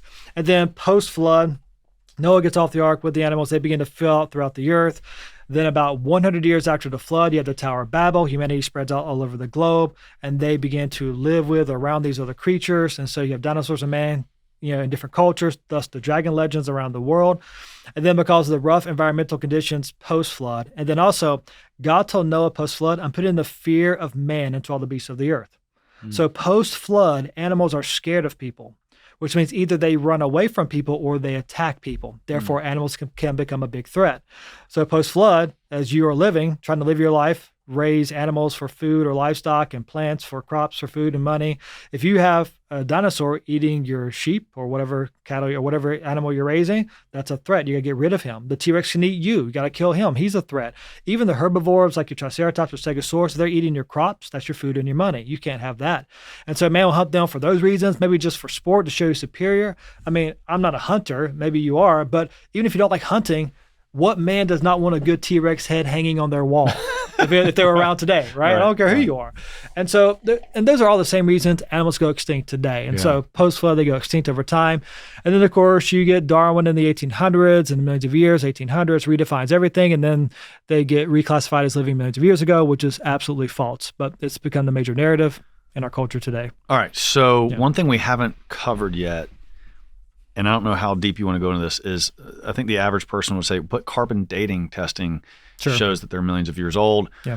I'd like to talk about that. I'd like you to, in this, we can talk about Mount St. Helens, because that was a cool exhibit that I learned, okay, maybe this carbon dating testing is not as good as it sounds. And I'm using carbon dating in like a big generic way that's inaccurate, because there's a lot of other types of dating Potassium, technology argon, that I don't understand any of that, but radioisotope dating, but walk us through that. Yeah, so with that's a big one that people bring up. And I do want to, put a stake in the ground to remember to come back to this. I want to talk about why the age of the earth matters theologically, because that's the most important issue. So I'll kind of leave that out there as an enticement for later, but let's come back to that. It's so important. But let's deal with the issue of radiometric dating. So again, here's the key point. Everybody's got the same stuff in the present. And we need to realize when you find a bone in the dirt or you look at a rock layer and you look at it in the present, there's no label on it saying, hey, I'm 65 million years old, right? You don't find them with labels. You find them in the present. You must interpret them with a worldview, a set of assumptions about the past. And if you look at rock layers or bones or isotopes with the wrong assumptions, you'll get the wrong conclusions. That's a key point to keep in mind. So here's how it works.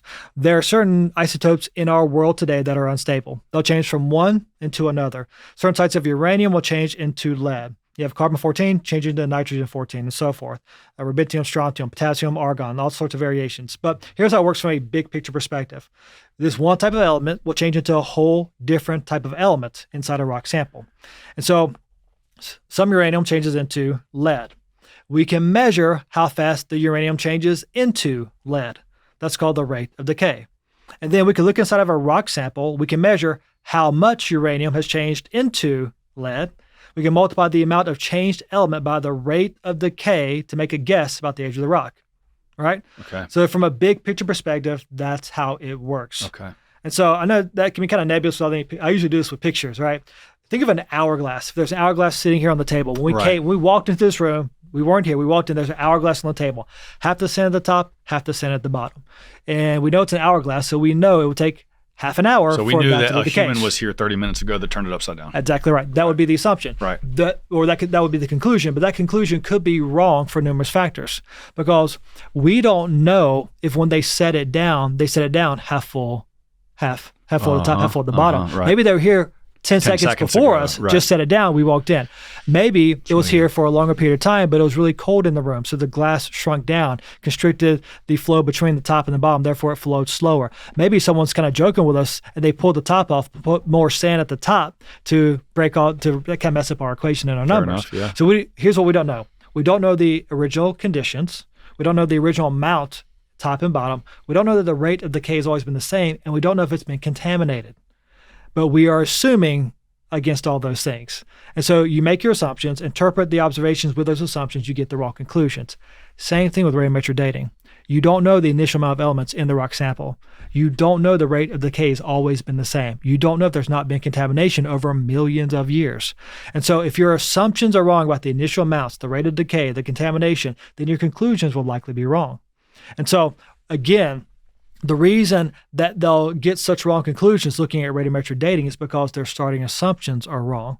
And I think that's I know it's borne out by the evidence, because when you look at radiometric dating, kind of the thing people don't realize, you can get about any date you want for any rock layer you want, depending on which method you use and how many times you date something. There's so many variables in the equation that take place. That's where the Mount St. Helen concept came into me, right? Yep. In my little brain that like failed math and science and every time I ever took it. Yeah. You know, when I saw that, I'm going to let you fix it. But in my head, the way I remember it is we know when Mount St. Helen blew, right? Yep. And we saw it. We have it on camera, right? It was in the 80s. Did I get that right? I don't even know. Yeah, 1980. Okay. You're dead on. Yep. And so we know when that lava hardened and became a rock. Yep.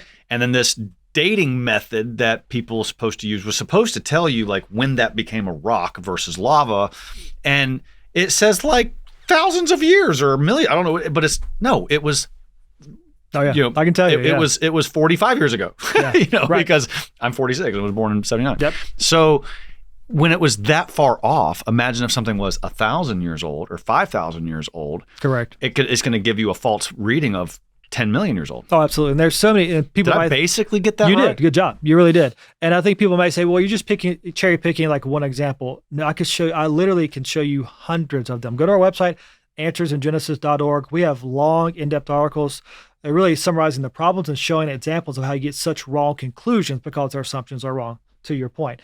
So with Mount St. Helens, for example, they used potassium argon dating to date the lava dome that formed after the eruption. They dated that lava dome it was literally 12 years after the eruption. So we know it was 12 years old. We watched it in history form. It's 12 years old. And then with potassium argon dating, that's often used with igneous rocks. That's when you have lava flows that cool and turn to stone. And then they're thinking when that lava is there and hot, it kicks out all the argon, all the secondary element that's formed. So you've got the initial amounts, just the parent original element there to begin with. So it kicks out all the daughter element, the secondary element, and then it hardens. And so that restarts your clock. That's when the starts clicking when it hardens. And so I think, oh, well, this is a fair assessment of how old. We can date this. We know the initial conditions, the initial amount. We can do the conclusion with the rates of decay. And so as we date rocks of known age, we see this is so inconsistent. So with that rock sample, which was 12 years old, they sent it in. They did not tell the lab where they got it from. Just said, use this method on this rock sample. It dated to be 700,000 to 2.8 million years old. We know the age is 12. And then this dating, let's make sure I get it. Yeah. This was looking to see when lava became rock. Is that fair to say? So yeah, well, when the lava cools and turns to stone, you have the argon in there, potassium argon. The argon is a gas, so it's easily bounced out in their thinking. So as it's lava, the heat bounces the gas out. Also, there's the potassium, so it hardens.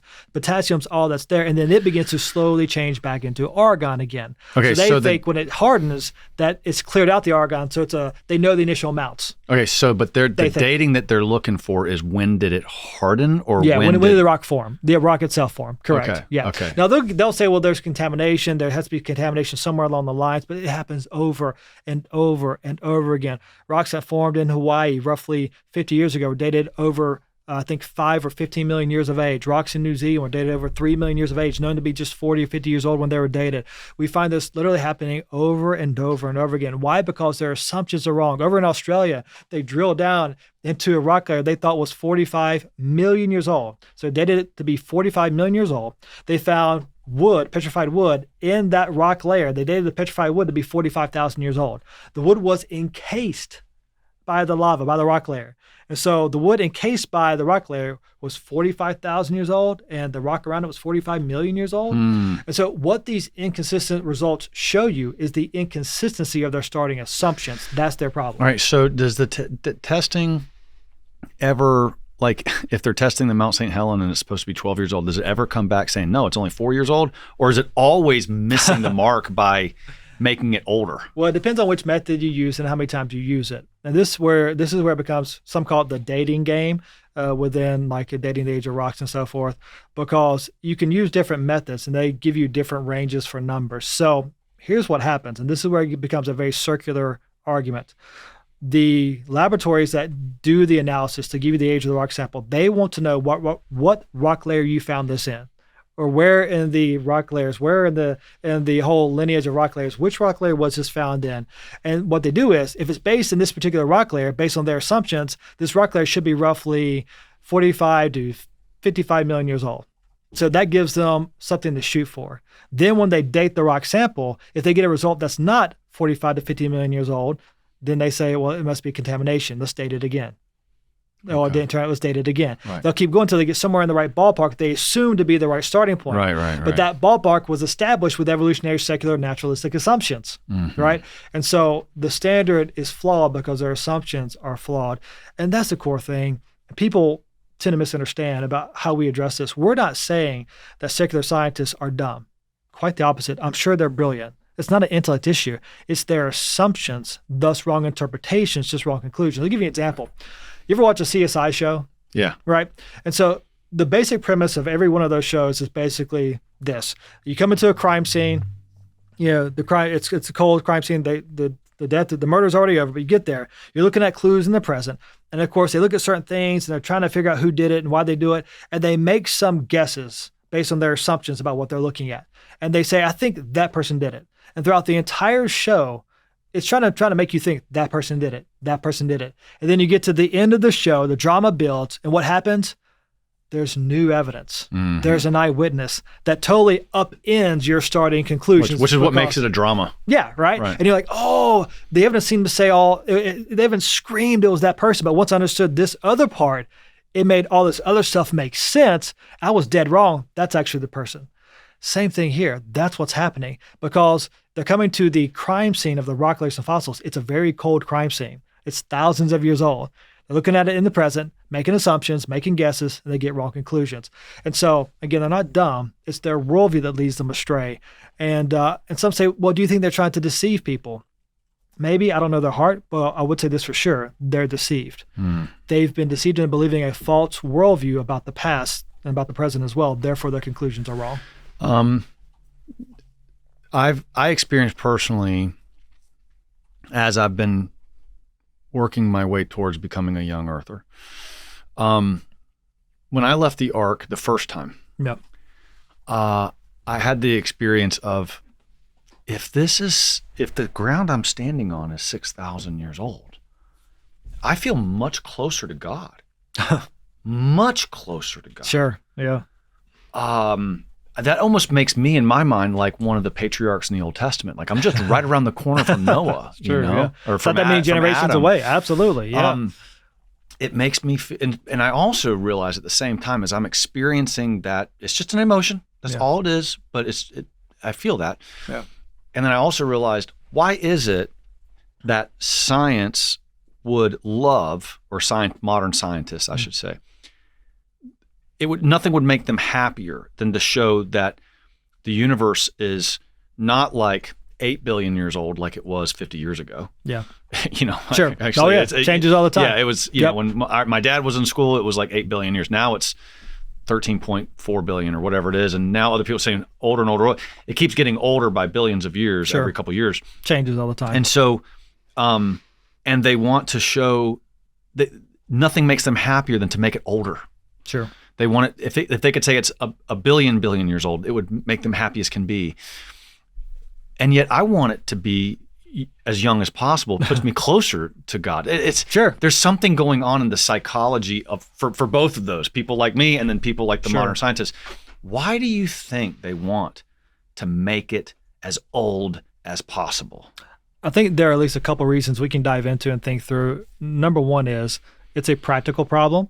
So they need more time to account for all that we see in the universe in their worldview. If you're trying to explain everything with only natural processes and just the natural selection mutations we see today, you're trying to explain everything through cosmic evolution, stellar evolution, there's really just not enough time to have it happen even in their worldview. And so adding more time makes it seem more feasible. Also, when you add what's some call deep time or millions of years, here's the deal. Connor, we can't comprehend millions of years. We just can't comprehend it. It's just too long. I agree. And so since we can't comprehend it, I think it has a mystical power to us. I can't comprehend it, so maybe something could happen in that time frame that's incomprehensible. It almost makes the universe godlike if you make it older and older and older. It's mystical. And I say to people, like, you can process a triangle in your head. Like you can have a square, you can have an octagon. But if I say picture an 87-sided object, you can't do it. Sure. You just can't do it. Yeah. So the more you add to that, And so if you can't hold even 1,000,000 years in your head, certainly you can't hold infinity, but it's, if you make the universe a billion years, trillions and trillions of years old, it almost makes it in your mind like a divine. Like, that's a fascinating point. It makes it mystical. Oh, absolutely. And it makes it more intriguing, because actually what it's getting to is getting closer to the infinite, which we're drawn to, but they're going completely the wrong way. We get to get closer to the infinity by actually a shorter connection. Anyway. Absolutely. No, I think you're dead on in a lot of ways there. And I think I think it was Carl Sagan who said we live on a pale blue dot. There's a famous picture from space. He's talking about where the satellite went out, turned back and looked, and it was so far away from us that there was a beam of light that was coming across, hitting the Earth at just right angle, which is by God's grace, and you could see it. And from its angle, the Earth was just a pale blue dot. That's all it was. We're just insignificant. We are just here by chance, random processes. Enjoy your life, for tomorrow we die. And it takes away, I think it can, if you allow it, takes away your imago Dei, that you're made in God's image. It allows nature to be God, or at least very least you to be God. Because nature made us, so we're here as our own authority. I can determine truth for myself. And so I think there are all sorts of good secular reasons, whether people realize it or not, to want to have an old universe to fit their ideology, to fit their philosophy, to fit their sinful desires. Stars. Yeah. Okay. So I look at a star last night, smoking a cigar with my adult sons, which I do. Yeah. Probably too much. I'm watching the star, and I love it. I love looking up at the stars, the magnificence of the universe. Sure. It sounds totally weird. I get it, but it's one of the reasons I love things like the Star Trek series. I mean, I love science fiction in a way. I like science fiction. Because it makes the magnificence of the universe, the massiveness of the universe, to me, it points to just the absolute glory of creation, the glory of God. And that if I can think of something, I can't, but if I can kind of imagine the glory of God. Right. I mean, if I can think of something that's like, 100 million light years away, and I'm thinking God's holding in his hand, that's kind of amazing, because it's the massiveness of infinity. Sure. But if the universe is 6,000 years old, I suspect you guys would say, I'm guessing on this. All right, let's say this light is traveling at the speed of light, and it takes it 1,000,000 years to get to me. Okay, and we've measured that. I don't know if that's accurate, but let's just say it is. Yeah. But if the universe is only 6,000 years old, people say, "Ha, gotcha," because the light's taken 1,000,000 years to get to me. Do you say that God put the star out there, and then he just like grabbed the light and went, so I can see it? And that happened on day 1 or 2 or 3. I forget. I'm sorry. I'm really bad with the days of creation. But is that how the light that's 1,000,000 light years away got to me, that he pulled the light so that I can see it? Otherwise, I wouldn't be seeing it if it was really 1,000,000 light years away and the universe is only 6,000 years old. Does that just make sense? It does make sense. Okay. You've articulated the question really well. It's a very popular question. We get it all the time, and rightly so, because it's like, hey, how do you explain this? It seems to only make sense with long periods of time. And this is where you take a step back and you got to realize something. This question is only a problem for the Christian if you assume you must explain a distant starlight with only natural processes. Because that's what the atheist argues. They say, hey, it's got to take, light moving at, I think it's 186,000 miles per second. So it's moving fast, but even moving at that speed, from that far away, it will take billions of years to get here. And they'll say, we can see the light. That means there must have been billions of years for that light to give it time to travel from there to here. And they say, see, there's no way it's young. But again, that's only a problem if you assume you must explain that observation with only natural processes. Again, we observe the light in the present. Again, your assumptions determine your conclusions. Here's the deal. In the Bible, creation week, was that a natural event or supernatural event? Oh man, I feel like that's a trick question. It's not. I mean, it's like, it's not. But it's like, people feel like it. Isn't it both? No, I'd say utterly supernatural in the sense of, because the Bible says God spoke the universe into existence by the power of his word. Okay. Yeah. I guess I just meant like the natural part is that as soon as he makes anything, things start moving. Sure. He makes it fully mature to function right away. And then it starts functioning naturally. So the 6 days of creation, supernatural creation, makes it all to function. And then after he's made it to function, then it functions according to natural laws that he established, right? Charlie Kirk, in a recent clip I watched, I'm sure we've all watched a lot of Charlie Kirk's videos lately. He talks about, in his mind there, the 2 greatest miracles of all are creation and the resurrection. Because at creation, you have God literally making everything just by his thought and his word. Mm-hmm. And he can do that because he's God. Right. And so God can get the light from the star to here immediately any way he wants because he is God. Right? And the whole processes taking place at Creation Week, they weren't natural things. They were supernatural things. God said, and it was so. God said, and it was so. And God said, and it was so. And God said on day 4, for he made the sun, moon, and the stars, and he made their light to shine upon the earth for signs and for seasons. And it was so. The light got here immediately from the stars to the earth. And somebody say, well, Brian, that's a miracle. My answer is yes. That's the point. That's the thing. Like, if you can create the world and you believe that, then why can't you believe that he could enable me to see stars that are far away? And get that light it's not immediately hard here. to Right. It's a supernatural thing. And then some would say, but but if you just say that, then aren't you appealing to the God of the gaps argument? Like, there's some God out there did stuff in some way that we can't know. And that's, which is kind of fallacious, or at least weak at best. My answer is no. Here's what we're appealing to. The God of the Bible who told us what he did in his word. The question is, do we believe it? And I mean, in context, is it any problem for God to do that? No, he is God. And by the way, God may have used natural laws in a unique way. There's some really great creation scientists who have really cool theories about how God may have done that. You have Dr. Jason Lisle has something called the Anisotropic Synchrony Convention, which is a really cool thing. You'd love to check it. That's a big word. Check it out, Dr. Jason Lisle. And basically, his argument is, and it's valid, we cannot measure the one-way speed of light for all sorts of reasons. So what we measure is a bounce back. Shoot the beam out, the beam comes back, you divide it by 2, that's your speed of light.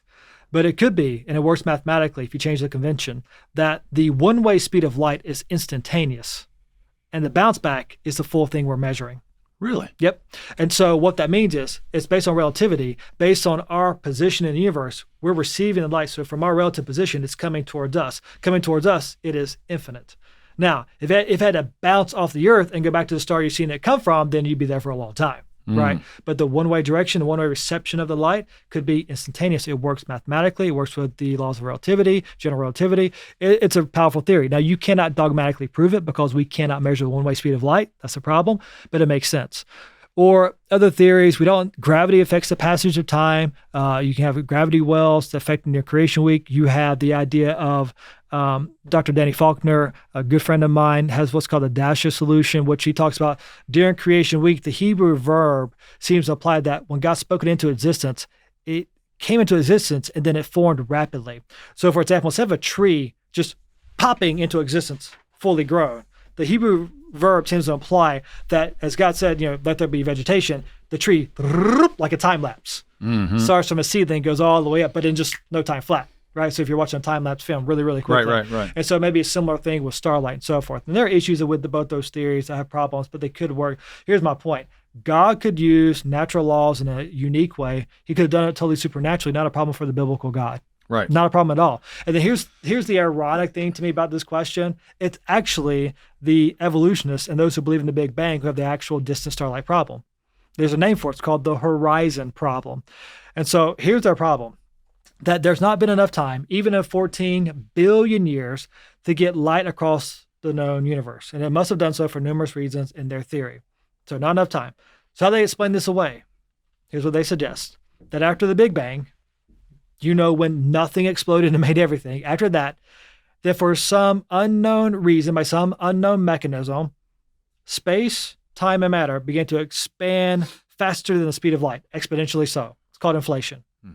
And it did that for a while, for some unknown reason, by some unknown mechanism. And then after a while, it stopped the inflation for some unknown reason, by some unknown mechanism, and then began today's normal operational rates for some unknown reason, by some unknown The naturalist is appealing to unnatural, supernatural processes to explain this naturalistic theory. It's inherently inconsistent. And so it's a huge problem for them, again, called the horizon problem. Biblical worldview, we don't have that problem. But again, it's your assumptions that you bring to the table that lead to the wrong conclusions. That's why they're so wrong. And then one more thing I'll give you before we move on from the age of the other thing, maybe get to the problems of it, but carbon-14 dating. That's a variation of radiometric dating. It's actually one of the best confirmations of a young Earth. And so here's what happens. Carbon-14 forms in our atmosphere, and it's an unstable element. It'll change into nitrogen-14 pretty quickly by radiometric standards. And it comes in, it gets absorbed by plants. Animals eat plants. We eat animals and plants. So all living things have some carbon-14 inside of them. And when a creature dies, it stops taking in carbon-14. And the carbon-14 it does have starts to decay back to nitrogen-14. Is this the half-life It thing? is, right? It's half-life. Now, carbon-14 decays so quickly. Here's the key. That within 100,000 years after the creature's death, there should be no detectable carbon-14. So anything over 100,000 years of age should have no detectable carbon-14. So this is another good test scientifically. What do we find in pretty much all organic remnants and all the rock layers around the world? Carbon-14. Lots of carbon-14, all the way through top to bottom. Carbon-14 in all the major coal seams. Carbon-14 found in dinosaur bones literally all the time. We find carbon-14 in diamonds that are thought to be billions of years old, and you cannot contaminate a diamond. So how does I don't even know, a geologist explain what you just said? Contamination. Somewhere along the lines, there must be some sort of contamination, either out in nature or through the laboratory dating methods. How they process it. That sounds like an extremely convenient excuse every single time. That's what you're saying. It is, and here's the deal. It is, and they shouldn't do it. But honestly, I don't necessarily fault them because they are coming to this with a worldview that says evolution must be true. Millions of years must be true. So in their mind, that's the settled fact. Right. And so if you find some contrary fact, right. Well, we got to rework that because we know this is true. They're just trying to use their modern tools to prove what they believe is true. Correct. And so, okay. Yep. Do you want to bring order and clarity back into your family life? Hey, I got 16 kids and I understand better than anyone we need to do that. So my wife and I, Ashley, we developed a 6-part family management system to do just that. And it's based on concrete business tools and principles that you can apply in the day-to-day running of your household. So please come to wellorderedfamily.com, check out our tools, our books, and most importantly, our one-on-one coaching so that we can work directly with you and customize a program to help your family get to the next level. Yeah, that's pretty incredible. Now, earlier you said that you want to make sure that you get to cover why 6,000 years is kind of crucial to your theology. Yeah. So have you covered that yet? Or I have not. Okay, do that. I've been rattling off a lot, but I was No. I just want to make sure that you got that point. Yeah. You have time to do that. After that, I want to go back to how the Ark actually works on the water. Because I think that's fun. We got some video. Yeah, I love it. Go ahead. Yeah. Why is 6,000 so important? Because for me, in my faith right now, and in my Catholic faith, I'd be happy if I became convinced that the world's 6,000 years old. Sure. But my faith doesn't depend on it. And like if God came down from the mountain tomorrow and said, Brian, the universe is 14.6 billion years old. Yeah. Would that cripple your faith? Yeah. If God did it, then no, of course not. Right. Bad example. Yeah. I mean, you can't argue with that. Right. But you see what I'm getting at. I can argue with your God voice, but I don't really find Yep. this subject Yep. as essential to the story of salvation. Yep. But I wonder if you do. And I totally get it. And I've been there. And there are a couple caveats here. Before you even jump into this, you don't have to believe in a young earth to be saved, to be a Christian. Right. You don't have to believe in a global flood or a literal Adam. You're saved by grace alone, through faith alone, in Christ alone, repenting of your sin, putting your faith in Christ alone for salvation and his accomplished work, his perfect life, death, burial, resurrection. He's a God man. And that is what saves you, right? So let's be clear about that. But what happens here is this issue, the theology around it undermines Christ's saving work in a way we don't typically think about. And that's why it's so important. And I'll tell you, and I'll tell the audience, and I tell people all the time, if this was just about the age of the earth, that's all we're arguing about, it had no theological ramifications, I'm out. Literally, I'm out. Like, I don't have that much passion about radiometric dating. Okay, fair. I really don't. Well stated. Okay, yeah. And so keep that in mind. So here's why it matters theologically, because, the biblical worldview says this: God made a perfect creation. Originally, no death, no suffering, no bloodshed, no sins. We talked about before. And then, of course, man sinned, bringing death, the enemy, into creation.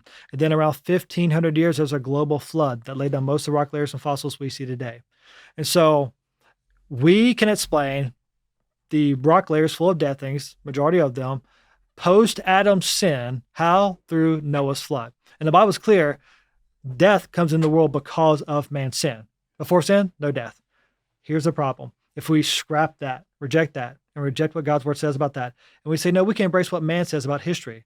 Well, what does man say? Man says the rock layers were laid down slowly over millions of years. Man says the rock layers are the proof for the millions of years. The Grand Canyon. Right? Stuff like that, right? And so here's the deal, though. He says, in the evolutionary worldview, those rock layers were laid down slowly over millions of years. Watch this. Long before man ever existed, and thus before sin.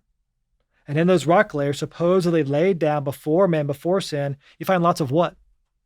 Death, disease, bloodshed, cancer, got it. Thorns. Now I know. Right? Now I got it. Right? And so that you're assuming all that existed before man sinned.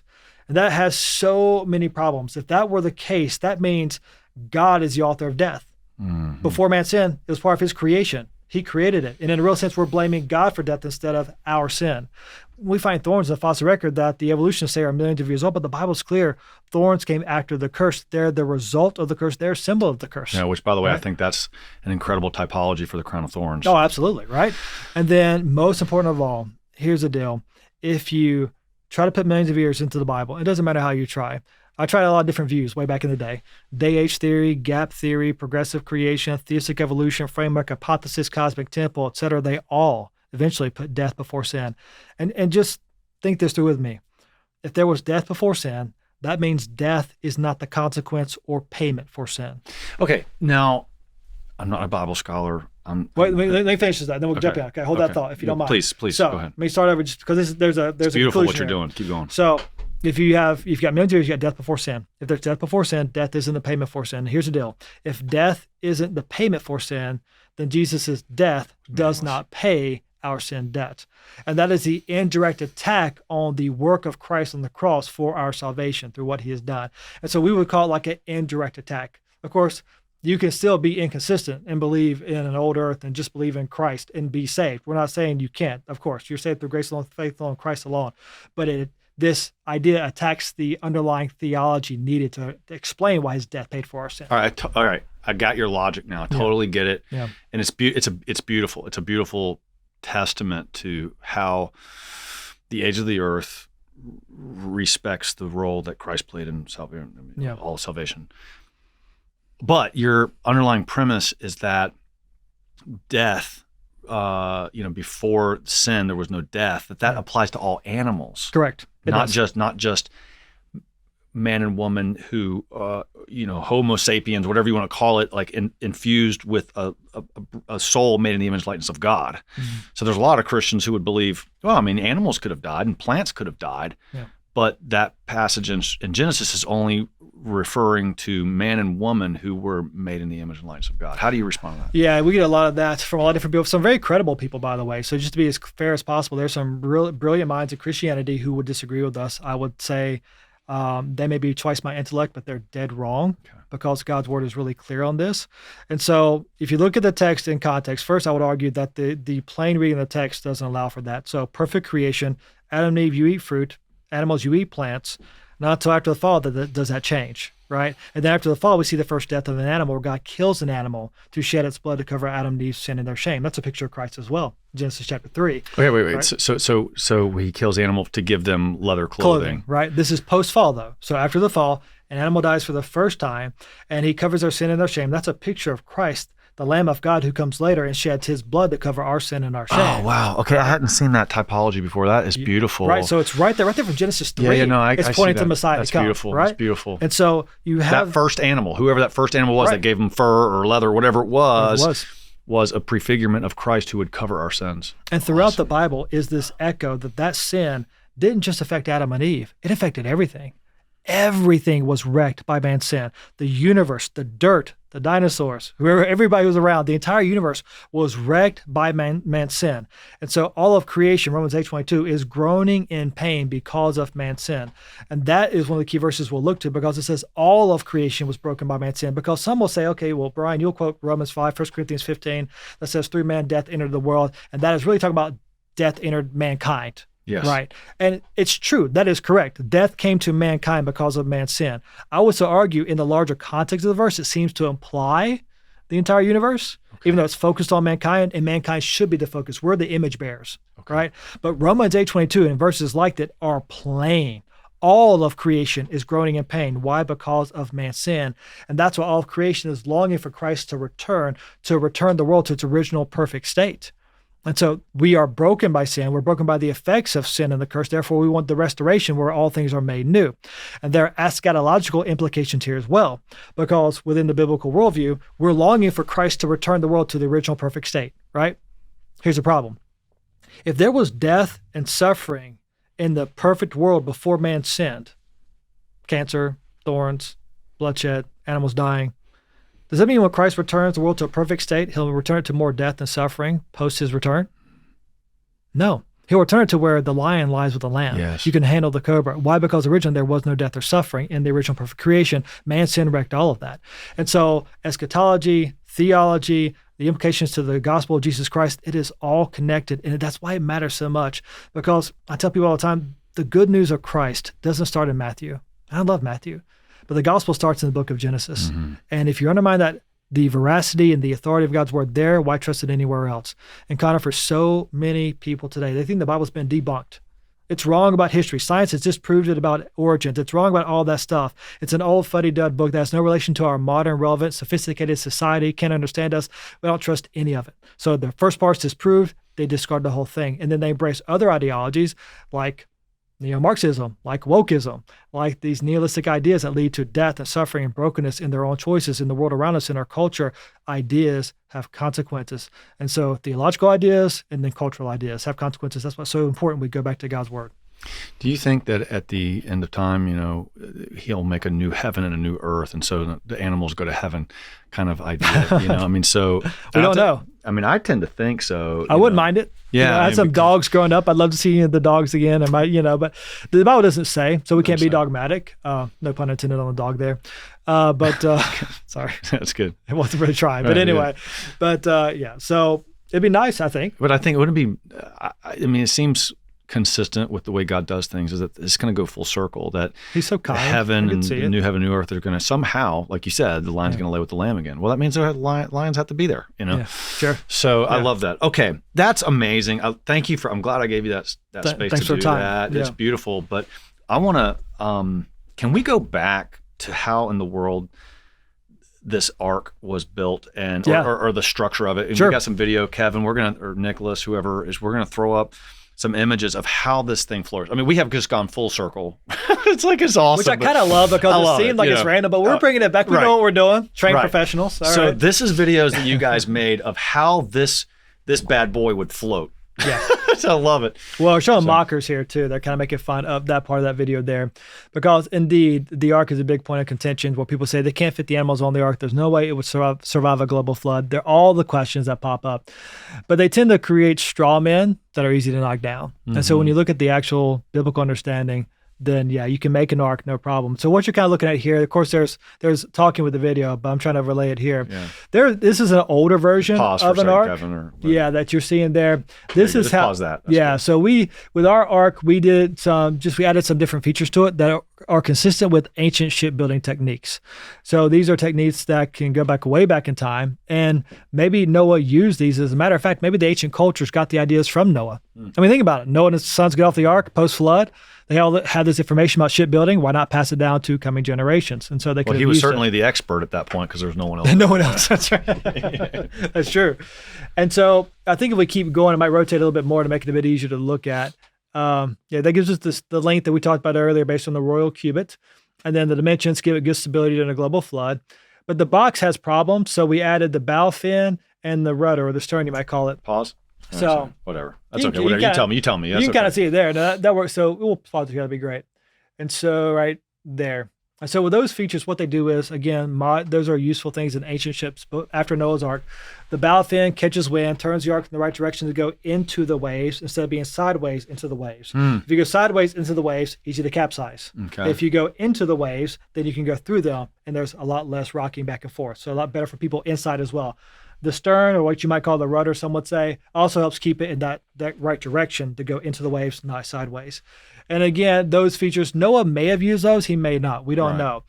We have this sign as you walk into the Ark. Maybe you saw it. It says there is artistic license here. That's good. That's our bad pun. Yeah, but there that's it funny. is. It's All great. right? It's great. Yeah. And so we tell people up front when we're doing that. If the Bible says it, we're telling you this is what the Bible says. Oh, but you got to fill in the gaps. Yeah, if we're filling in the gaps, we let you know we're filling in the gaps here. Right. And so the stern there and the bow fin, we're filling in the gaps. They make sense. Noah could have used them. He didn't have to have them, but it makes sense logically, and it would help the ship float a lot better. It'd be a lot smoother ride for the people inside the Ark during such tumultuous waters.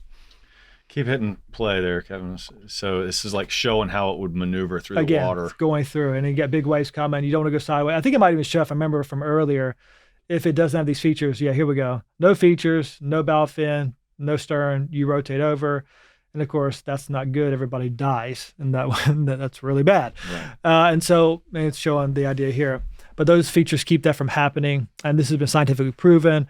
Modern engineers have played with this, and it's interesting.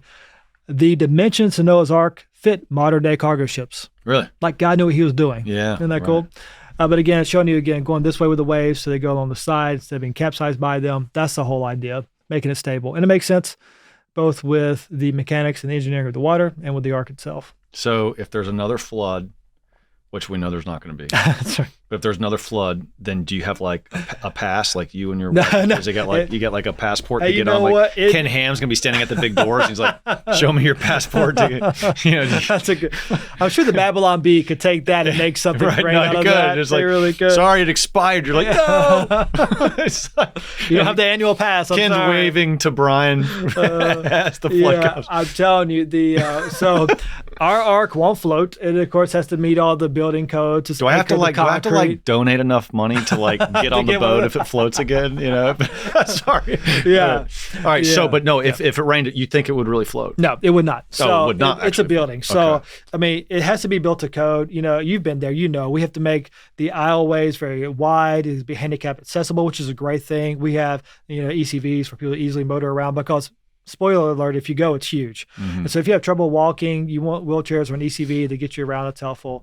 And so you have to have the exit stairwells, the elevators, all the restrooms. We got all the plumbing, all the air conditioning. It's actually. So you're saying it's too heavy? It's anchored to concrete too. So it's basically kind of like a building. Okay. Right? That's why it wouldn't it's float. lifted up. So you got a concrete foundation and then pillars of concrete going up, holding the Ark sitting on top of those pillars. Okay. Because when you walk into the Ark, you're walking underneath the Ark as you queue up, and then you go in. Yes, if you remember that, so you're underneath and you go up into it. So it's kind of a cool feature how they did that. But again, it's not meant to float. It's just meant to be representation of the actual dimensions and that biblical. Okay, so but it's just the things that you did to it to make it a building that would cause it not to float. Correct. And of course, there's a lot of concrete with the pillars and stuff like that. Right, even right, the flooring. okay. Yeah. Okay, but if the basic structure of the boat you think would float if and the actual Ark, yes, if you're building it as a boat, 100%. Okay. Yeah. Okay. And here's the other thing I should say as well. People get confused and think, well, this is just way too hard. Actually, it's really not. It's not hard to do. Just most people don't build a ship like this because it's too much work. And why would you do it? I want a ship with sails that can get me from one place to another, or with a motor. I want something that's going to last maybe 10 or 15 years with upkeep. This is trying to survive a cataclysmic event. And so you probably saw this at the Ark, we have different exhibits talking about how Noah could have used interlocking planking with the Ark. The Greeks did this to make their ships really sturdy for ramming. Noah could have used that as part of his process because it's going to be a cataclysmic event for a short amount of time, but still, a year's a long time nonetheless. Survive that year-long flood, and then after that, you don't need it anymore. It's up on a mountain. And they probably repurpose the wood for building later on. One of the questions I had is, do you think they found the Ark? You must pay attention to news reports when stuff comes out. We hear it all the time. It's kind of interesting too. I guess the news kind of does this. It cycles. Like you'll see all these old reports from kind of saying we found it this way, or this. Here's a picture of the Ark, and then people look at it, and then it'll kind of die down for a couple of years, and it comes back. Yeah, it does. Yeah, and then it kind of dies down and comes back. So no, we don't think we found it. There are people who claim that they've seen it or taken pictures of it. They tend to be like Bigfoot, grainy, not good pictures, not really clear what you're looking at. Old stories about people who saw it as a kid and stuff. And also a couple of things. The Bible says the Ark landed in the mountains of Ararat, not on Mount Ararat. There's a whole mountain range. And so it could have landed anywhere in that mountain range, the mountains of Ararat. And if it landed on Mount Ararat, that's a problem because there's clear evidence that it was volcanically active post-flood. So if it landed close to that particular mountain, lava coming down would destroy it. It'd be gone. So probably not there. But if it landed somewhere else along that mountain range, which it did, according to the Bible, so we know it did, then you have the ark sitting there in the mountain range. What do you do with it? Well, post-flood, here's my thinking. Just kind of me thinking. They would use the wood, wouldn't they? Why not? Right? Yeah. The whole world's been destroyed. Your trees are saplings starting to regrow. I mean, Shem's like, hey, I'll take that part. Yes. You know? Oh, absolutely. And they've processed this wood, put a coating of pitch on it to make it water resistant. It's helpful. It's useful. Why not repurpose it for new structures, new housing, new whatever? And for decades, if not centuries, could keep going back and pulling from this. You know, right after the flood, they get off the ark, there wouldn't be any trees. Nothing, right? No. Yeah. So, I mean, what would they eat right away? I mean, we talked about that earlier, maybe animals, but I mean, there wasn't that many animals. That's probably part of the equation. It'd take a while to start growing everything again. Yeah, it would. I think a couple possibilities. Of course, stored food on the ark. We don't have recorded in Scripture if God ever told Noah the amount of time that they would be on the ark.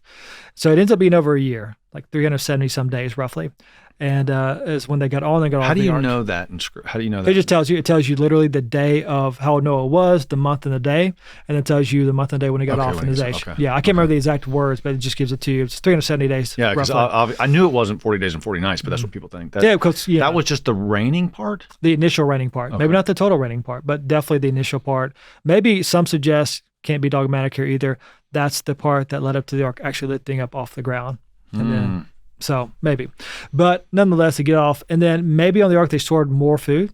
They got more stuff to bring off with them. Maybe I'm sure they brought with them seeds to plant crops once they get off the ark. Yeah. They probably, you've been in the ark, we have this idea that he put a library on the ark because anything from human intelligence or anything that humans have made or created you want to remember, you got to bring with you. Yeah. The rest is going to be destroyed. And so bringing those documents with you, bringing seeds, planting, animals, eating probably a lot of meat post-flood initially, those sorts of things could be provided until the food starts growing in your crops. Hey, Conor, can I interrupt for a second? Yes. Brian, are you familiar with the Turkish site, the archaeological site Göbekli Tepe, and the theory that it could be Noah's altar that was built after the flood? Because the altar? Yeah, it's a megalithic structure, and it has a lot of carvings on it. Is that in that book too? Yeah. There's carvings of animals and what appears to be a flood scene on some of the oldest stones that are in there. It's one of the oldest archaeological sites of this nature.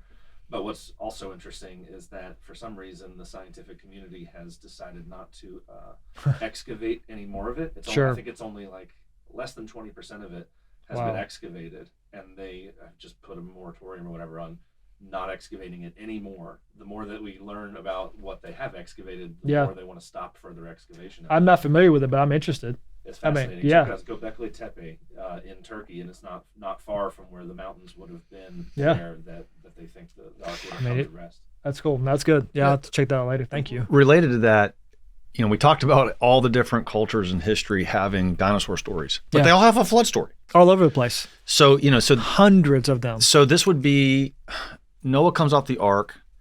He's got his sons and his daughter-in-laws. Yep.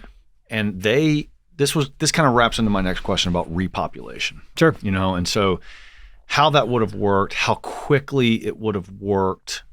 I mean, if Ashley and I won the ark, we would do pretty good. You know what I'm saying? I mean, right. You're halfway there. Halfway there. Right. So, how fast would this have worked? And then it doesn't take, the flood story would be the number one story that these children and grandchildren and great-grandchildren would be telling as they populate through, different parts of the world. That's the main story that they would tell, and it would clearly get kind of messed up through generations. Post-Babel, So post-Babel, right? That's a good point. Huge, yeah. So talk to us about that whole repopulation thing, because again, even if you believe that a small family ends up on this ark, how does it repopulate the world? And again, I think we have a kind of a heretical mindset of, it'd take millions of years to do that. When the math adds up, you can populate a world pretty quickly. Exponential increase is an amazing thing. Of course, maybe when you were younger like me, you kind of get the spiel from the financial advisor, hey, listen, put a little money in when you're young. Mm-hmm. And then it increases exponentially over time. It's incredible. That's how it works, compounding right? interest, and so there's in a similar way with the population numbers. And so if you run the numbers, I want, people can go do it themselves. If you take a people roughly 4,500 years ago, all right, give them an average repopulation rate, a growth rate, with average mutational rates within the genome and different factors added in. If you do that and you plot the J curve up, you expect to get a population of roughly 6 billion people by the year 2000. Are you serious? That's serious. You know what average amount of children that include that I don't know the number off the top of my head. It'd be pretty high, but we're talking about, again, and also the conditions you need post-flood. Genes probably still a little bit better in people. They're going to deteriorate pretty quickly post-generation. They probably have more kids. All those things factor in together, but it's not that hard. And so, and the population in the year 2000 was 6 billion people. Yeah, and so it fits really, really well. And here's the counter part that's really funny as well. The evolutionists have a huge, huge problem because in their worldview, humans have been around in their modern form for at least a couple million years, or at least a couple 100,000 years, rather, I should say. Some would say millions, depending on how you define a human. But let's say humans have been around in our modern form, according to them, for a couple 100,000 years. And as we look at the fossil record of humans, that we find a few thousand skeletons, by the way, a few thousand human remains. So in these remains, we find people with, musical instruments, we find intelligence, we find them burying their dead and stuff like that. And so they're burying their dead. So if humans have been around for a couple 100,000 years, they've been burying their dead, then we should find billions of these human remains. We find only a few thousand. Yeah. Why? Because a flood did the damage, not long periods of time. Yes. And then if you take just 40,000 people, you take humans, you take people like 40,000 years ago, have them start repopulating. By our time today, you'd have, I think the number's trillion. No, it's some astronomical number, 10 to the 81st power, something ridiculous, like hundreds of billions, trillions of people on the planet. If you have 41,000, we started humans 41,000 years ago. And so the numbers don't add up for evolution. That makes sense within the biblical worldview and within the biblical time frame. I don't hear much about that, though, because, again, the secularists need their narrative to back their ideas. I was sitting we went to the beach one time for a corporate retreat, and I was the last one there, and everyone left. I'm sitting on the back porch, and I probably had 14 or 15 kids at the time, a couple years back. And I thought to myself, I just sat there with my notebook and pen for about 30 minutes and started saying, okay, what's my family life going to look like if I live to 80 years old, Oh, yeah. And I started saying, okay, I have X amount of children, and not all of them will get married. Maybe I'll have some celibate priests or celibate nuns, or maybe some just won't have any kids, or some will be single forever, whatever it is. And so I started taking some estimates, X amount of my kids have kids. And then what's the average? They're not all going to have 10 kids. Some will have 1, some will have 5, some will have 10. Yep. So I start doing these averages, and I started realizing that if it was like the Conor Gallagher clan, if you include spouses, and you include my children and my grandchildren and then great-grandchildren, and then possibly if I'm 80, maybe even great-great-grandchildren, depends, I easily have well over 100 people at my family reunion. Easy. And your family, just from you. Just my family. From you and your wife. That's what I'm saying. So it's like if God wanted to repopulate the world, and he had a bunch of those, and then that just keeps, it fills up very, very quickly. In fact, does. it has to meet the numbers that you're talking about by 6 billion people by the year 2000, way smaller numbers than what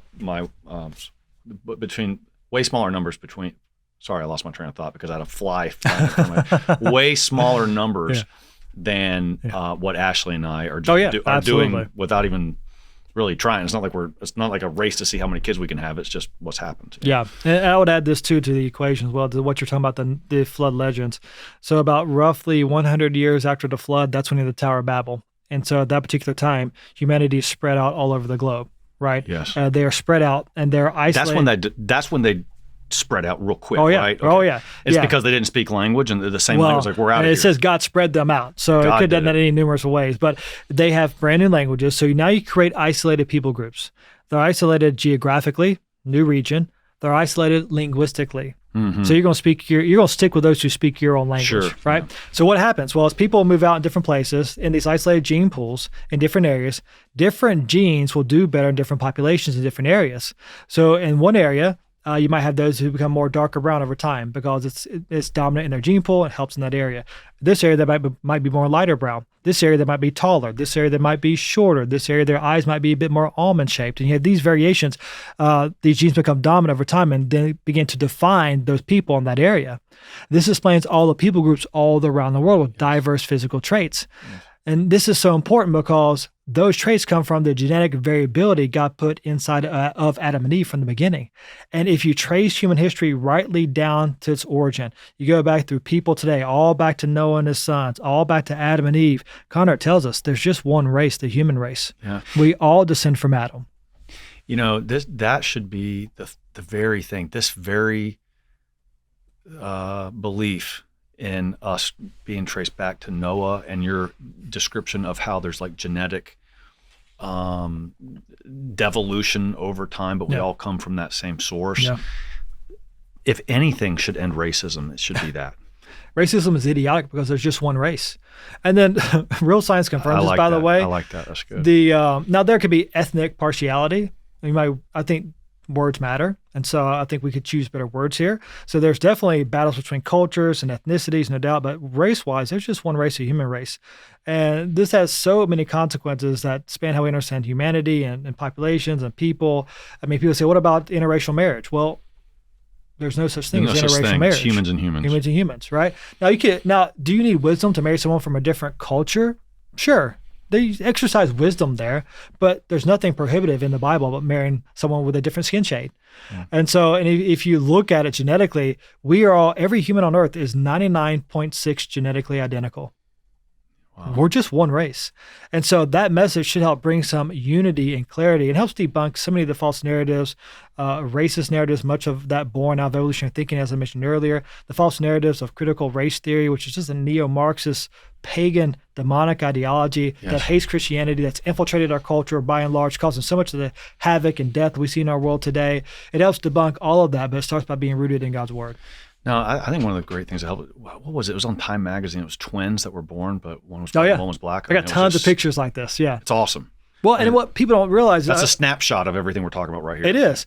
And, we encourage people to change their language because we're actually all brown, just different shades of brown. I like It's mostly based on a pigment called melanin, where it's a brown pigment in your skin. If you have more of that pigment, you're darker brown, less, you're lighter brown. We're all the same color, just different shades. From dark brown to light brown and everything in between. And so when you understand that's better. It gets rid of the barriers. It gets rid of the nonsense. It helps us understand our unity and shared value in humanity. Dude, I could ask questions all day, but we covered a lot. We did cover a lot, If there's anything else you want to say, feel free to just talk. But, I think you've kind of covered most of my good questions, or the important questions for me. You're a true evangelist for the whole story of salvation, and I think your whole group at Answers in Genesis, where I admit, like, as a Catholic, I might have some particular theological differences. Maybe if I was even more educated than I am, but here's what it did for me. I go there, all of a sudden, I see the flood and the Ark and Noah as this pivotal moment in the history of the universe, and as much more essential to the whole story of salvation than I ever saw it before. And I start seeing the connection between Adam and Christ much more than I saw before. It just all makes sense. Your group has done a masterful job at telling the story, and the story of Christ begins at the first day, and so, anyway, on a human level, you guys have done an incredible thing, and on a spiritual level, you guys are doing a great service to the world. I, on behalf of Answers in Genesis, we appreciate that. When we praise God, it's all God. It is all God. If you listen to Ken's testimony about how he started, how God raised up this ministry, it's God pulling all the strings, doing all the things, putting Ken right where he wanted him, bringing people alongside him, sharing that vision, watching it grow. You start from a science teacher in Australia in the 70s, and then who ends up coming to America and building these 2 leading Christian themed tractions in America, in the world, bringing over 1 million people per year, preaching the gospel, giving answers, multiple PhD scientists, multiple researchers. I mean, and God, to me, it's like the tabernacle. When God had Moses build the tabernacle, he raised up men to come who had special skill sets to do what needed to be done to build the tabernacle. God's done that for us. He's brought so many incredible people. He is gifted in different ways to do all the things we do to proclaim his word for his glory. And it's all him. And we love watching him work. And I pray that God will continue to be glorified and honored through what he has done through the ministry of Answers in Genesis. Amen, man. Brother, thank you. God bless you. My privilege. Absolutely.